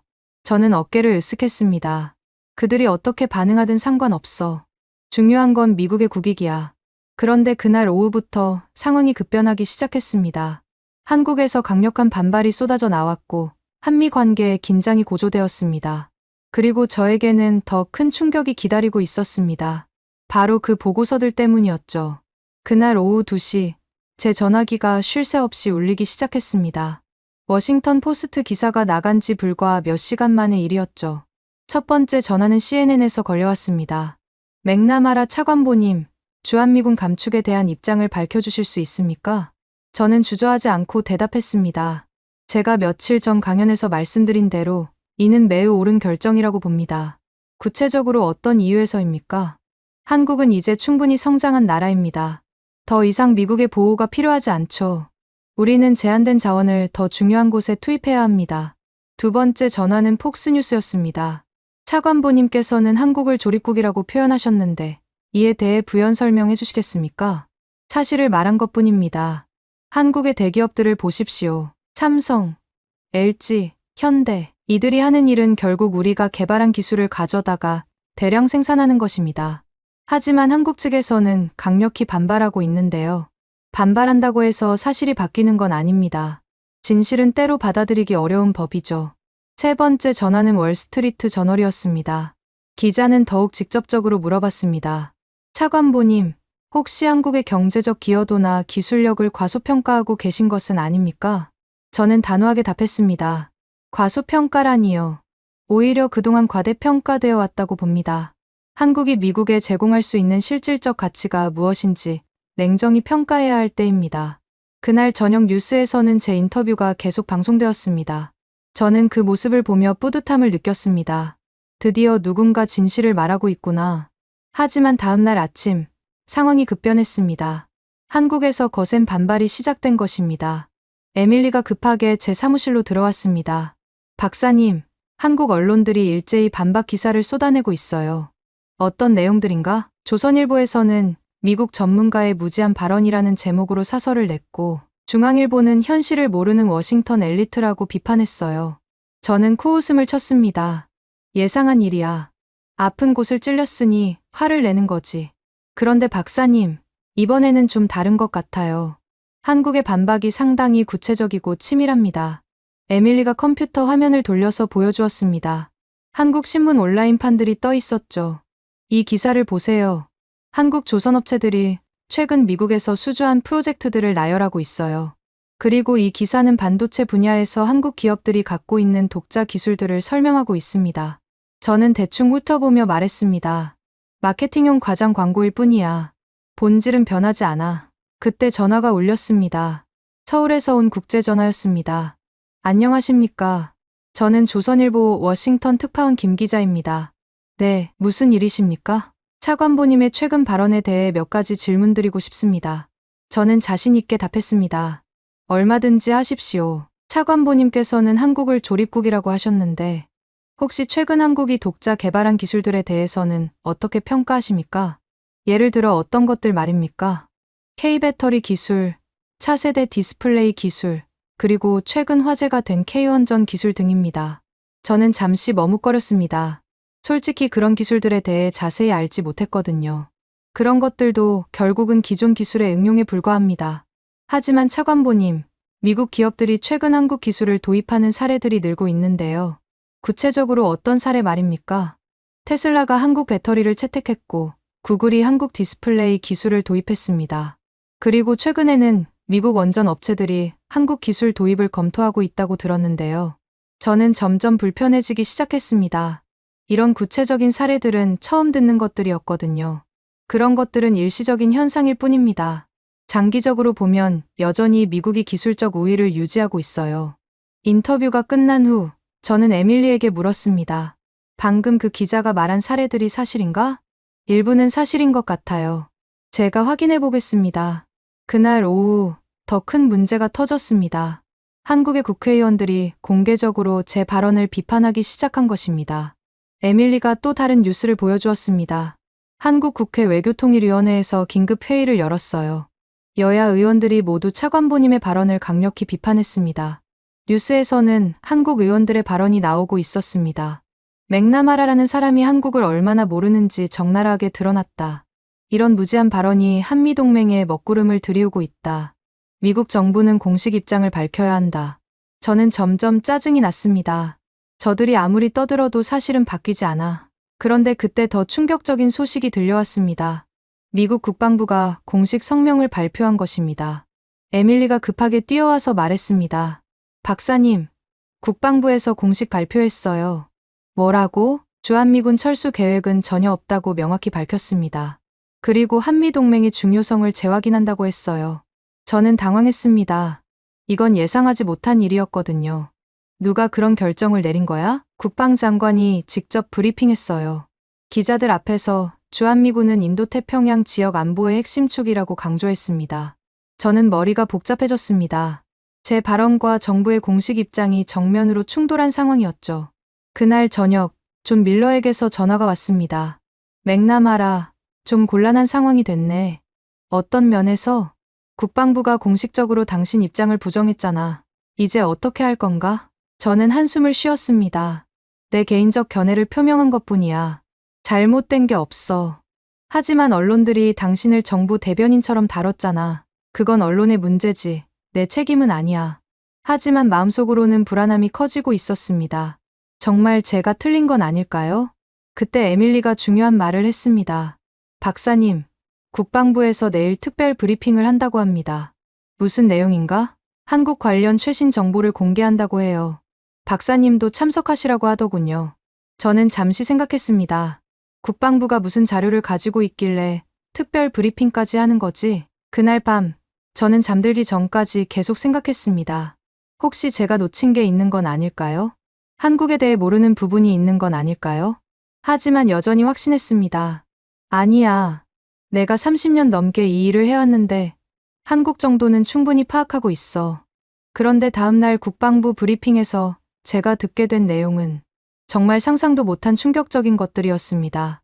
다음날 오전 9시, 저는 국방부 펜타곤의 특별 브리핑룸에 앉아 있었습니다. 평소보다 훨씬 많은 사람들이 모여 있었죠. 국방부 고위 관료들, 의회 관계자들, 그리고 몇몇 싱크탱크 연구원들까지. 브리핑 담당자는 해군 제독이었습니다. 존 해리슨 제독이 연단에 올라서며 말했습니다. 오늘은 최근 논란이 된 한국 관련 이슈에 대해 정확한 정보를 제공하고자 합니다. 저는 팔짱을 끼고 앉았습니다. 또 무슨 형식적인 발표를 하려는 건가? 첫 번째로 말씀드릴 것은 미국 조선업계의 현황입니다. 크린의 필라델피아 조선소 사진이 나타났습니다. 낡고 녹슨 시설들이 보였죠. 여러분, 이 조선소는 작년까지 폐쇄 위기에 있었습니다. 미 해군이 필요로 하는 함정을 제때 건조하지 못해서 말입니다. 해리슨 제독이 다음 슬라이드로 넘어갔습니다. 이 조선소는 1960년대부터 미 해군 함정을 건조해왔습니다. 하지만 최근 10년간 납기 지연이 계속되었고 품질 문제도 심각했습니다. 저는 관심 없다는 듯 시계를 보았습니다. 이런 얘기를 왜 하는 거지? 그런데 작년 말 상황이 완전히 바뀌었습니다. 새로운 사진이 나타났습니다. 같은 조선소였지만 완전히 달라 보였습니다. 최첨단 장비들과 깔끔하게 정리된 시설들이 보였죠. 한국의 한진중공업이 이 조선소를 인수했습니다. 그리고 불과 6개월 만에 이런 변화를 만들어냈습니다. 저는 몸을 앞으로 기울였습니다. 뭔가 이상했거든요. 더 놀라운 것은 이겁니다. 해리슨 제독이 새로운 자료를 보여주었습니다. 우리가 20년 동안 못 만들었던 차세대 구축함의 핵심 부품을 한국 기술로 완성했습니다. 잠깐만요. 저는 손을 들고 말했습니다. 그게 무슨 뜻입니까? 맥나마라 차관보님, 구체적으로 설명드리겠습니다. 미 해군이 개발 중인 DDG-1000 차세대 구축함의 추진 시스템 말입니다. 우리가 10년 넘게 개발해도 완성하지 못했던 기술을 한국이 해결해줬습니다. 저는 깜짝 놀랐습니다. 한국이 우리보다 앞선 기술을 가지고 있다는 말입니까? 정확히는 우리와 다른 접근 방식입니다. 하지만 결과적으로는 우리가 원하던 성능을 달성했습니다. 브리핑룸 안이 조용해졌습니다. 모든 사람들이 집중하고 있었죠. 해리슨 제독이 계속 말했습니다. 이제 두 번째 주제로 넘어가겠습니다. 미국의 AI 산업과 전력 공급 문제입니다. 새로운 그래프가 나타났습니다. 미국 전역의 전력 소비량을 보여주는 것이었습니다. 여러분도 아시다시피 AI 데이터 센터의 전력 소비량이 급격히 증가하고 있습니다. 구글, 아마존, 마이크로소프트 모두 엄청난 전력을 필요로 하고 있죠. 저는 여전히 이해할 수 없었습니다. 이게 한국과 무슨 관계가 있다는 거지? 문제는 우리의 전력 공급 능력이 한계에 도달했다는 것입니다. 특히 안정적이고 대용량의 전력 공급이 필요한데 이를 해결할 방법이 많지 않습니다. 다음 슬라이드가 나왔습니다. 한국의 원자력 발전소 사진이었습니다. 한국의 원전 기술이 이 문제의 해답이 될 수 있습니다. 저는 벌떡 일어났습니다. 제독, 잠깐만요. 원전 기술은 우리가 훨씬 앞서지 않습니까? 과거에는 그랬습니다. 하지만 지금은 상황이 다릅니다. 해리슨 제독이 새로운 자료를 보여주었습니다. 한국이 개발한 APR- 원전은 안전성과 효율성에서 세계 최고 수준입니다. 더 중요한 것은 건설 기간과 비용 면에서도 우리보다 훨씬 뛰어나다는 점입니다. 구체적으로 어떤 차이가 있습니까? 우리가 원전 하나를 짓는데 15년이 걸린다면 한국은 5년이면 완성합니다. 비용도 우리의 절반 수준이죠. 저는 충격을 받았습니다. 이런 사실을 전혀 몰랐거든요. 그리고 이것이 가장 중요한 부분입니다. 해리슨 제독이 마지막 슬라이드를 보여주었습니다. 현재 미국의 주요 AI 기업들이 한국 원전 기술 도입을 적극 검토하고 있습니다. 누구 말입니까? 구글, 아마존, 마이크로소프트 모두입니다. 이들이 계획하고 있는 차세대 AI 데이터 센터는 한국 원전 없이는 불가능합니다. 저는 말문이 막혔습니다. 이게 말이 되나? 미국의 AI 산업이 한국에 의존한다고? 브리핑이 계속되었습니다. 이번에는 다른 관계자가 나왔습니다. 상무부 산업분석관이었죠.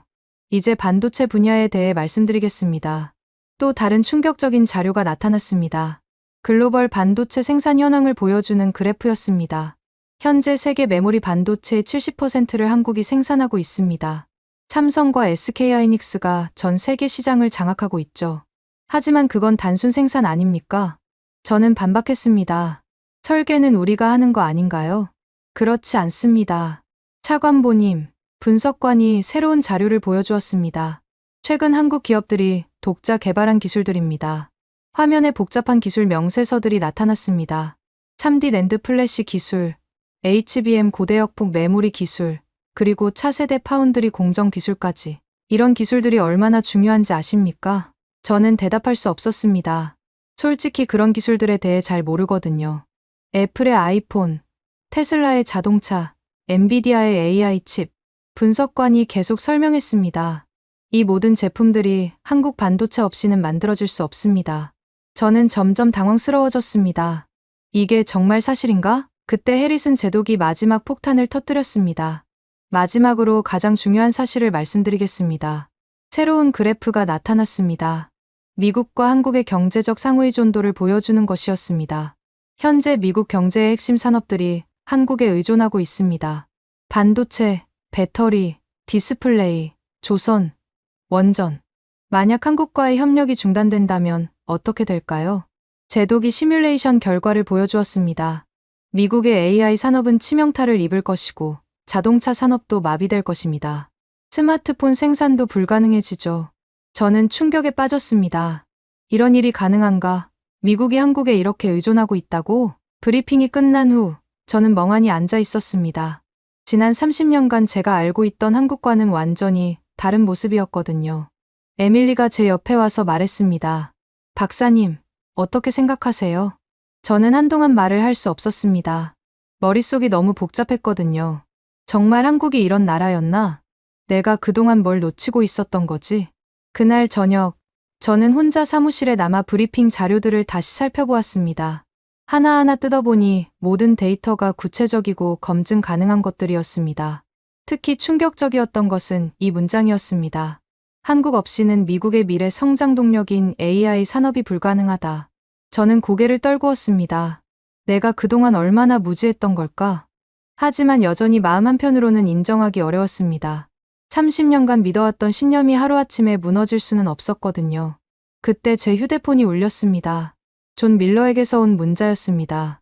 맥나마라, 오늘 브리핑 어땠나? 좀 충격적이지 않았나? 저는 답장을 보냈습니다.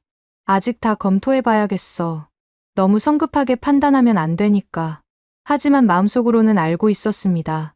제가 한국에 대해 완전히 잘못 알고 있었다는 것을 말입니다. 국방부 브리핑 이후 며칠간 저는 깊은 혼란에 빠져 있었습니다. 30년간 확신했던 제 판단이 흔들리기 시작했거든요. 그런데 설상가상으로 새로운 문제가 터졌습니다. 중국에서 한국을 겨냥한 공세가 시작된 것입니다. 그날 아침, 에밀리가 급하게 제 사무실로 뛰어왔습니다. 박사님, 중국 언론들이 일제히 한국을 공격하고 있어요. 어떤 내용인가? 에밀리가 컴퓨터 화면을 보여주었습니다. 중국 관영 언론인 글로벌 타임스 기사였습니다. 한국은 미국의 꼭두각시에 불과하다라는 제목의 사설이에요. 한국이 독자적 기술력을 갖고 있다는 주장을 정면으로 반박하고 있습니다. 저는 기사를 자세히 읽어보았습니다. 상당히 치밀하고 구체적인 내용이었습니다. 한국의 소위 첨단 기술은 모두 미국과 일본 기술의 짜깁기에 불과하다. 삼성의 반도체도 미국 장비와 일본 소재 없이는 만들 수 없다. 에밀리가 계속 설명했습니다. 중국 CCTV에서도 특집 방송을 내보냈어요. 한국 기술의 한계를 지적하는 내용이었습니다. 왜 갑자기 중국이 이런 공세를 펼치는 거지? 아마도 최근 한미 관계 강화를 견제하려는 것 같아요. 박사님의 발언으로 한미 관계에 균열이 생겼는데 중국이 이를 더 확대하려는 것 같습니다. 그때 제 전화가 울렸습니다. 중국계 미국인 기자인 리웨이에게서 온 전화였습니다. 맥나마라 차관보님, 안녕하세요. 글로벌타임스 워싱턴 특파원 류웨이입니다. 네, 무슨 일이십니까? 차관보님께서 최근 한국에 대해 하신 말씀들이 중국에서 큰 관심을 받고 있습니다. 혹시 추가로 코멘트해 주실 수 있으신가요? 저는 조심스럽게 답했습니다. 어떤 부분에 대해서 말입니까? 한국이 조립국이라고 하신 부분 말입니다. 중국 전문가들도 같은 견해를 갖고 있거든요. 글쎄요. 차관보님, 솔직히 말씀해 주세요. 한국이 정말 미국에게 도움이 되는 나라라고 생각하십니까? 저는 잠시 망설였습니다. 최근 브리핑에서 들은 내용들이 머릿속을 스쳐갔거든요. 그건 복잡한 문제입니다. 하지만 차관보님께서 처음에 하신 말씀이 정확하지 않습니까? 한국은 여전히 기술 종속국이라고 보시는 거죠? 이회희 씨, 저는 지금 상황을 재평가하고 있습니다. 전화를 끊고 나서 저는 불안함을 느꼈습니다. 중국이 제 발언을 이용해서 한미 관계를 이간질하려는 게 분명했거든요. 그날 오후 워싱턴의 친중 인사들이 움직이기 시작했습니다. 존 밀러가 제게 전화를 걸어왔습니다. 맥나마라, 중국 얘기 들었나? 무슨 얘기? 중국 측에서 우리에게 비공식 메시지를 보냈어. 한국 의존을 줄이고 중국과의 협력을 확대하자는 내용이야. 저는 깜짝 놀랐습니다. 그게 무슨 뜻인가? 간단해. 한국 기술에 의존하느니 중국과 협력하자는 거지. 중국이 더 큰 시장이고 더 많은 기회를 제공할 수 있다는 논리야. 하지만 중국은 우리의 경쟁국 아닌가? 맥나마라, 너무 이분법적으로 생각하지 마. 경쟁과 협력은 동시에 가능해. 중국도 우리와 상생하고 싶어하는 분야가 있어. 저는 혼란스러웠습니다. 중국의 제안이 일리가 있어 보이기도 했거든요. 그날 저녁, 저는 한국계 미국인 자문관 박서윤 박사와 만나기로 했습니다. 에밀리가 주선한 만남이었죠. 워싱턴 DC의 한 호텔 로비에서 박서윤 박사를 만났습니다. 45세 정도로 보이는 차분하고 지적인 인상의 여성이었습니다. 안녕하세요, 차관보님. 박서윤입니다. 네, 만나서 반갑습니다. 차관보님께서 최근 한국에 대해 여러 말씀을 하셨다고 들었습니다. 저는 조금 민망했습니다. 그런데 박사님은 어떤 일을 하십니까?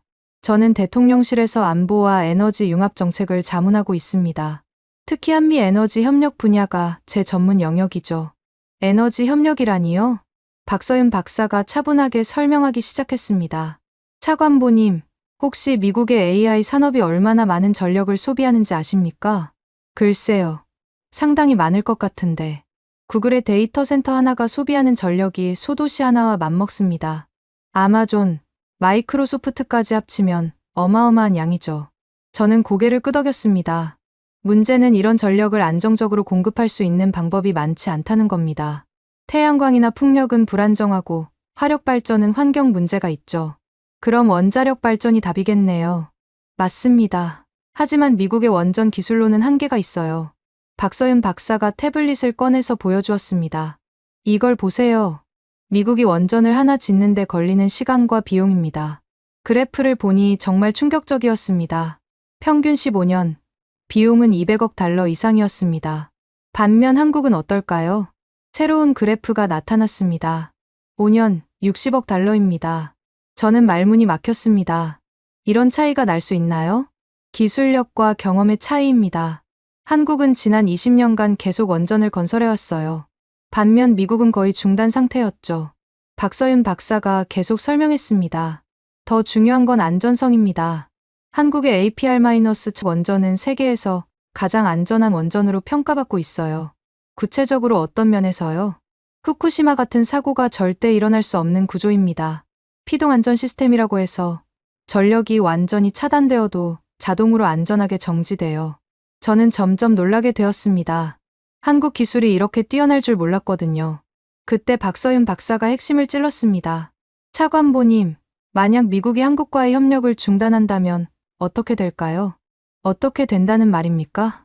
구글, 아마존, 마이크로소프트가 계획하고 있는 AI 확장이 모두 중단됩니다. 안정적인 전력 공급이 불가능해지거든요. 저는 충격을 받았습니다. 정말 그런 일이 일어날 수 있나? 박서윤 박사가 더 충격적인 얘기를 했습니다. 그리고 중국이 이 틈을 타서 한국을 자기 편으로 끌어가려고 하고 있어요. 무슨 뜻입니까? 중국이 한국에 엄청난 원전 수주를 제안했습니다. 한국 기술로 중국 전역에 원전을 짓자는 거죠. 저는 식은땀이 났습니다. 만약 한국이 중국 편으로 넘어간다면 차관보님께서는 한국을 조립국이라고 하셨지만 실제로는 정반대입니다. 한국 없이는 미국의 미래가 불가능해요. 그날 밤 저는 잠들지 못했습니다. 머릿속이 너무 복잡했거든요. 한편으로는 중국의 제안이 매력적으로 보였습니다. 거대한 시장과 무한한 기회. 하지만 다른 한편으로는 박서윤 박사의 말이 계속 귓가에 맴돌았습니다. 한국 없이는 미국의 미래가 불가능하다. 그리고 가장 걱정되는 것은 중국의 의도였습니다. 혹시 중국이 한미 관계를 이간질해서 한국을 자기 편으로 만들려는 건 아닐까? 저는 결심했습니다. 직접 확인해 봐야겠다고. 한국이 정말 어떤 나라인지 제 눈으로 똑똑히 봐야겠다고. 일주일 후 저는 인천국제공항에 발을 디디고 있었습니다. 국방부에서 구성한 미국 조사단의 일원으로 한국을 방문하게 된 것입니다. 조사단에는 저 외에도 국방부 관계자 3명, 에너지부 전문가 2명, 그리고 에밀리까지 포함되어 있었습니다. 공항에서 우리를 맞이한 사람은 삼성전자 파운드리 부사장 한지호였습니다. 52세 정도로 보이는 차분하고 신중한 인상의 남성이었죠. 안녕하십니까. 한지호입니다. 이번 방문을 주선하게 되어 영광입니다. 저는 악수를 하면서도 마음 한편으로는 회의적이었습니다. 과연 무엇을 보여주려는 걸까? 첫 번째 방문지는 부산의 한진중공업 조선소였습니다. 서울에서 KTX를 타고 부산까지 이동했는데 그 자체로도 인상적이었습니다. 시속 300km로 달리는 열차 안에서 한지호 부사장이 설명했습니다. 이 KTX도 한국이 독자 개발한 기술입니다. 프랑스 TGV를 기반으로 했지만 한국 실정에 맞게 완전히 새롭게 설계했죠. 독자 개발이라고 하셨는데 구체적으로 어떤 부분이 다른가요? 브레이크 시스템, 제어 시스템, 차체 설계까지 모두 한국 기술입니다. 특히 한국의 산악 지형에 맞는 최적화가 핵심이었어요. 부산에 도착해서 조선소로 이동했습니다. 바다가 내려다 보이는 거대한 조선소가 눈앞에 펼쳐졌습니다. 조선소 입구에서 안전모를 쓰고 안으로 들어갔습니다. 그런데 제가 본 광경은 정말 충격적이었습니다. 저기 보이는 함정이 무엇인지 아십니까? 현장 책임자가 가리킨 곳에는 거대한 군함이 건조되고 있었습니다. DDG-1000차세대 구축함의 핵심 모듈입니다. 미국에서 20년 동안 못 만들었던 통합 추진 시스템이죠. 저는 가까이 다가가서 자세히 보았습니다. 정말 정교하고 복잡한 구조였습니다. 이걸 한국에서 만들 수 있다는 말입니까? 만들 수 있는 정도가 아닙니다. 현장 책임자가 자신 있게 말했습니다. 전 세계에서 우리만 만들 수 있어요. 왜 미국에서는 못 만드는 건가요? 한지호 부사장이 설명했습니다. 기술적으로는 가능하지만 비용과 시간이 문제입니다. 미국에서 이걸 만들려면 5년이 걸리고 비용도 3배 이상 들어요. 그럼 여기서는 얼마나 걸립니까? 1년 반이면 완성됩니다. 저는 믿을 수 없었습니다. 정말 이런 일이 가능한가? 더 놀라운 것은 생산 시스템이었습니다. 거대한 크레인들이 정확한 타이밍에 맞춰 움직이고 있었고 모든 공정이 컴퓨터로 제어되고 있었습니다. 우리는 20분 단위로 생산 스케줄을 관리합니다. 현장 책임자가 태블릿을 보여주었습니다. 지금 이 순간에도 세 척의 함정이 동시에 건조되고 있어요. 20분 단위라고요? 용접, 조립, 검사까지 모든 공정이 20분 간격으로 진행됩니다. 이렇게 해야 납기를 맞출 수 있거든요. 저는 혀를 내둘렀습니다. 이런 정밀한 시스템은 독일이나 일본에서나 볼 수 있는 것이라고 생각했거든요. 두 번째 방문지는 울산의 원자력 발전소였습니다. 한국수력원자력의 신월성 원전이었죠. 원전에 들어서자마자 느낀 것은 엄청난 규모와 체계적인 시설이었습니다. 제어실에 들어가서 본 광경은 정말 압도적이었습니다. 수백 개의 모니터가 실시간으로 원전 상황을 보여주고 있었고 엔지니어들이 24시간 교대로 감시하고 있었습니다. 이 원전 하나가 생산하는 전력이 얼마나 됩니까? 제가 질문했습니다. 시간당 140만 킬로와트입니다. 현장 소장이 답했습니다. 이는 200만 명이 사용할 수 있는 전력량이에요. 안전성은 어떻습니까? APR-1400은 세계에서 가장 안전한 원전입니다. 소장이 자신 있게 말했습니다. 후쿠시마 같은 사고는 구조적으로 불가능해요. 소장이 안전 시스템을 자세히 설명해 주었습니다. 피동 안전 시스템, 이중 경납 용기, 수소 재결합기까지 모든 것이 최고 수준의 안전을 위해 설계되었습니다. 그런데 가장 중요한 것은 이겁니다. 소장이 또 다른 자료를 보여주었습니다. 우리는 이 원전을 5년 만에 완공했어요. 5년이요? 미국이나 유럽에서는 15년 이상 걸리는 일을 우리는 5년 만에 해냈습니다. 저는 놀랐습니다. 어떻게 이런 일이 가능하지? 비결이 뭡니까? 표준화와 모듈화입니다. 소장이 설명했습니다. 우리는 모든 부품을 표준화해서 공장에서 미리 제작합니다. 현장에서는 조립만 하면 되죠. 세 번째이자 마지막 방문지는 삼성전자 화성 캠퍼스였습니다. 반도체 파운드리 라인을 견학하게 된 것입니다. 클린룸에 들어가기 위해 특수 작업복을 입어야 했습니다. 머리부터 발끝까지 완전히 덮는 방진복이었죠. 클린룸 안으로 들어서자 저는 말 그대로 미래를 보는 것 같았습니다. 거대한 공간에 수백 대의 장비들이 정렬되어 있었고 모든 것이 자동화되어 있었습니다. 이곳에서 세계 최첨단 반도체를 생산합니다. 한지호 부사장이 설명했습니다. 3나노미터 공정으로 만드는 칩들이죠. 3나노미터라니요? 현재 양산 가능한 가장 미세한 공정입니다.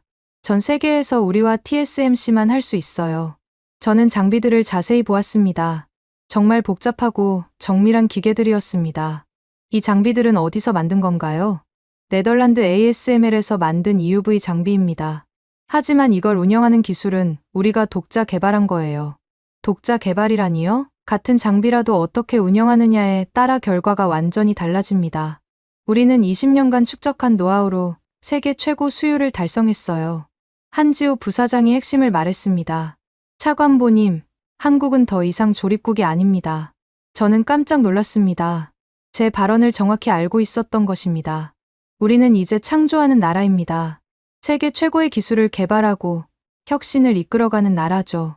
그 순간 저는 깨달았습니다. 제가 얼마나 큰 실수를 했는지를.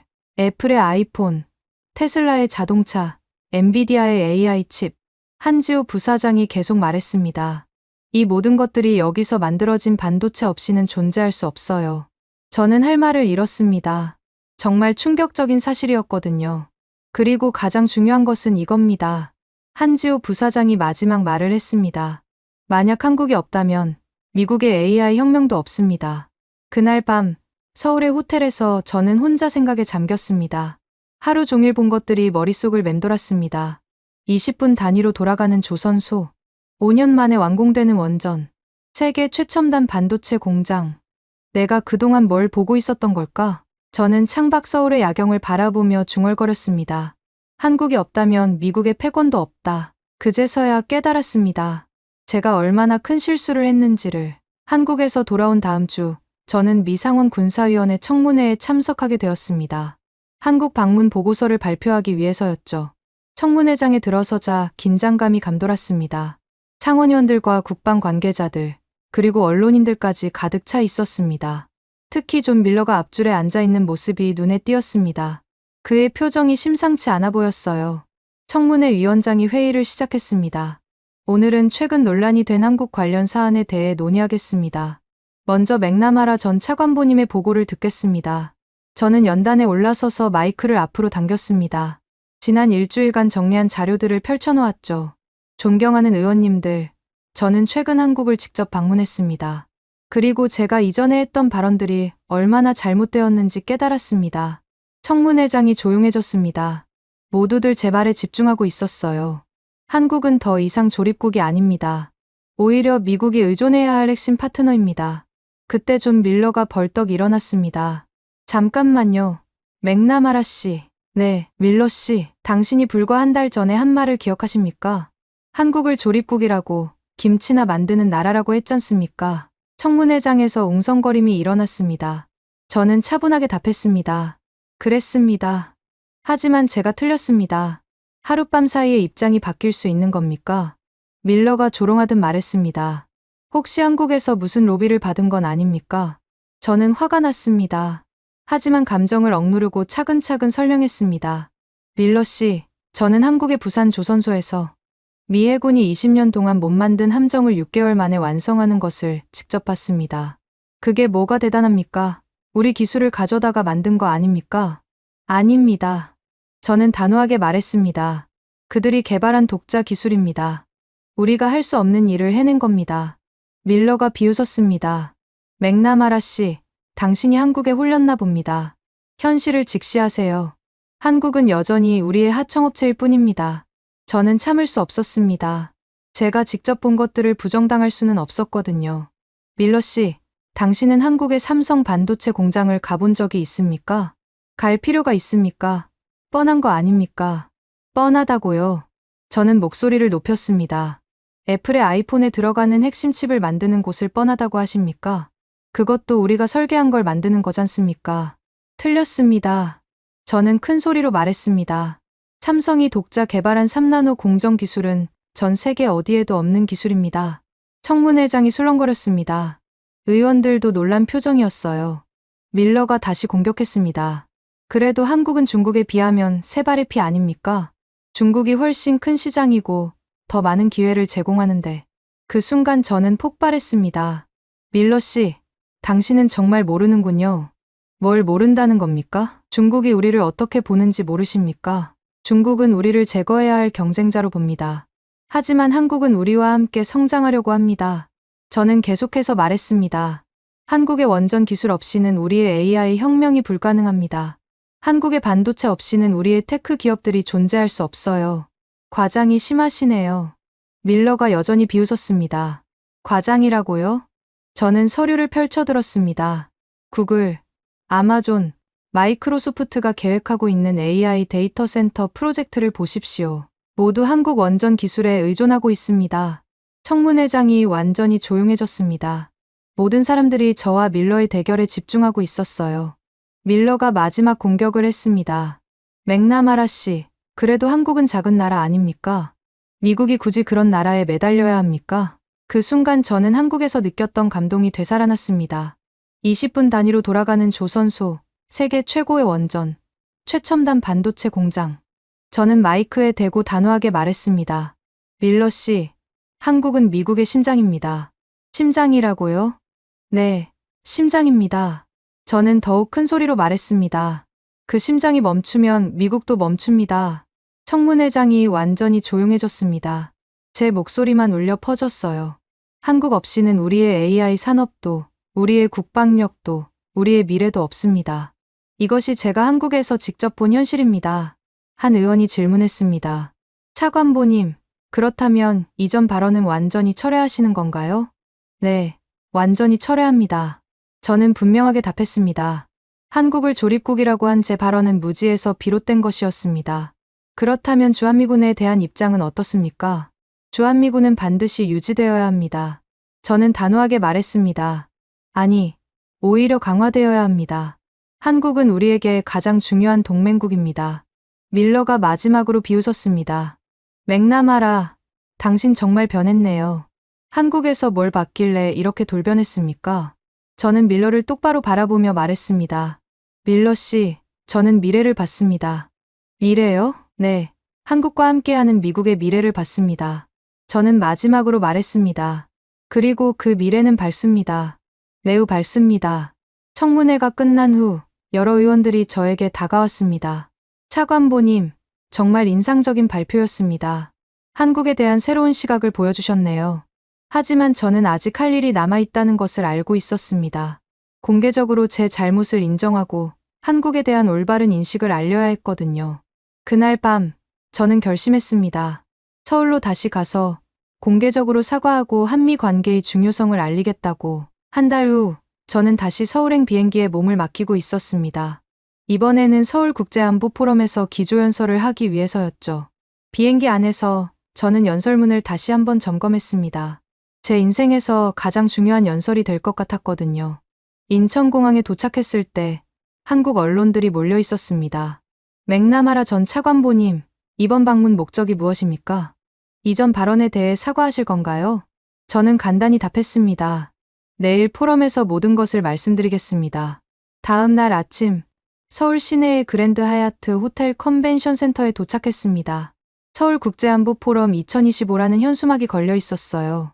포럼장에는 한국의 정치인들, 학자들, 그리고 각국 외교관들이 모여 있었습니다. 약 500명 정도의 청중이었죠. 특히 앞줄에는 한국의 국방부 장관과 외교부 장관도 앉아 있었습니다. 그들의 표정은 상당히 진지해 보였어요. 사회자가 저를 소개했습니다. 이제 로버트 맥나마라 전 미 국방부 차관보님의 기조연설을 듣겠습니다. 저는 연단에 올라서서 청중들을 바라보았습니다. 한 달 전만 해도 이 나라를 무시했던 제 자신이 부끄러웠습니다. 존경하는 여러분, 먼저 깊은 사과의 말씀부터 드리겠습니다. 포럼장이 조용해졌습니다.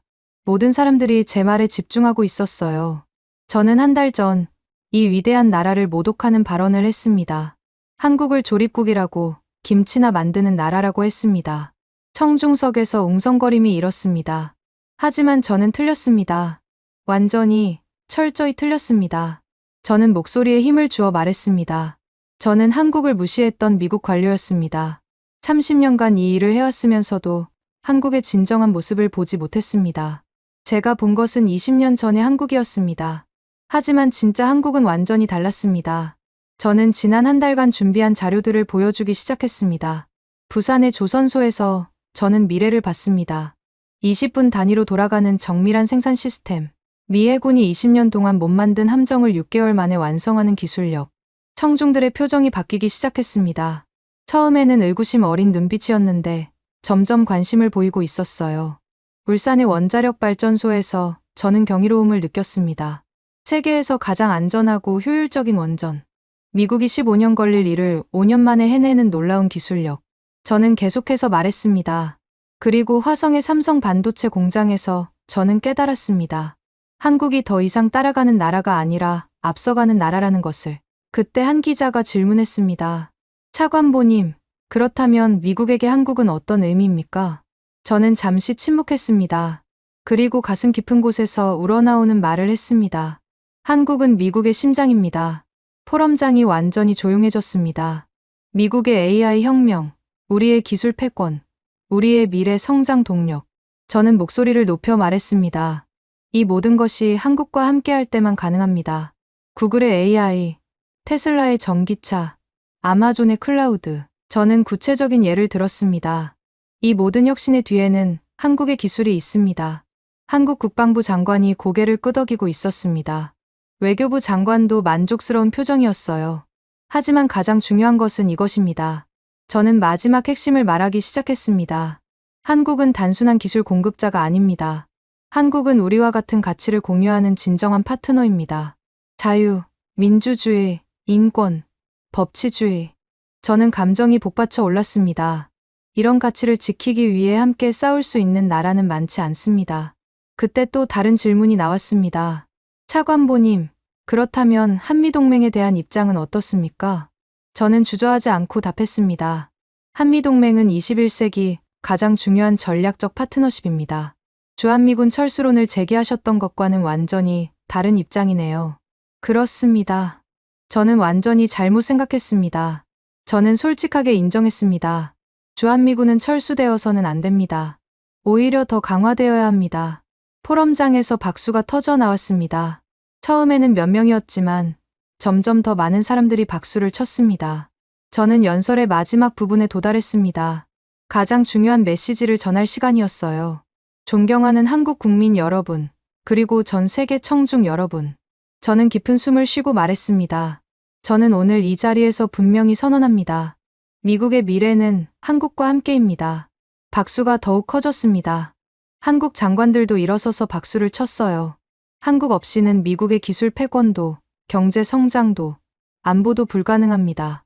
그리고 이것이 가장 중요합니다. 저는 마지막 메시지를 전했습니다. 한국은 더 이상 미국의 보호를 받는 나라가 아닙니다. 포럼장이 완전히 조용해졌습니다. 이제는 우리가 한국에 기대해야 합니다. 한국의 기술에, 한국의 혁신에, 한국의 미래 비전에 기대해야 합니다. 폭풍 같은 박수가 터져 나왔습니다. 모든 사람들이 일어서서 박수를 쳤어요. 연설이 끝난 후 여러 사람들이 저에게 다가왔습니다. 한국 외교부 장관이 먼저 악수를 청했습니다. 차관보님, 정말 감동적인 연설이었습니다. 아닙니다. 늦었지만 진실을 말한 것뿐입니다. 한국 학자들과 기자들도 저에게 인사를 했습니다. 모두들 따뜻한 표정이었어요. 그날 저녁 서울의 한 호텔 옥상에서 저는 한강을 바라보며 서 있었습니다. 반짝이는 네온사인들과 현대적인 건물들이 한국의 발전을 보여주고 있었어요. 에밀리가 제 옆에 와서 말했습니다. 박사님, 오늘 정말 멋진 연설이었어요. 고마워, 에밀리. 하지만 이제 시작일 뿐이야. 무슨 뜻이세요? 저는 서울의 야경을 바라보며 속으로 다짐했습니다. 앞으로 한미 관계가 더욱 발전할 수 있도록 도와야지. 그때 제 휴대폰에 메시지가 왔습니다. 미국의 주요 언론들이 제 연설을 일제히 보도하고 있다는 소식이었어요. 전 미국 관료, 한국에서 완전 입장 선회, 한국은 미국의 심장이라고 선언, 한미동맹 강화 필요성 역설. 저는 미소를 지었습니다. 드디어 진실이 알려지기 시작한 것 같았거든요. 그날 밤, 잠들기 전에 저는 창밖 서울 하늘을 바라보며 마지막으로 중얼거렸습니다. 한국은 더 이상 미국의 보호 대상이 아니다. 이제는 우리가 한국에 기대해야 한다. 이것이 제가 한국에서 깨달은 가장 소중한 진실이었습니다. 그리고 앞으로 평생 잊지 않을 교훈이기도 했죠. 미래는 한국과 미국이 함께 만들어가는 것입니다. 그 미래가 얼마나 밝고 희망적인지 저는 이제 확신할 수 있습니다. 여러분은 지금 어디에서 이 이야기를 듣고 계신가요? 댓글로 적어주시면 감사드리겠습니다. 지금까지 감동을 더하다였습니다.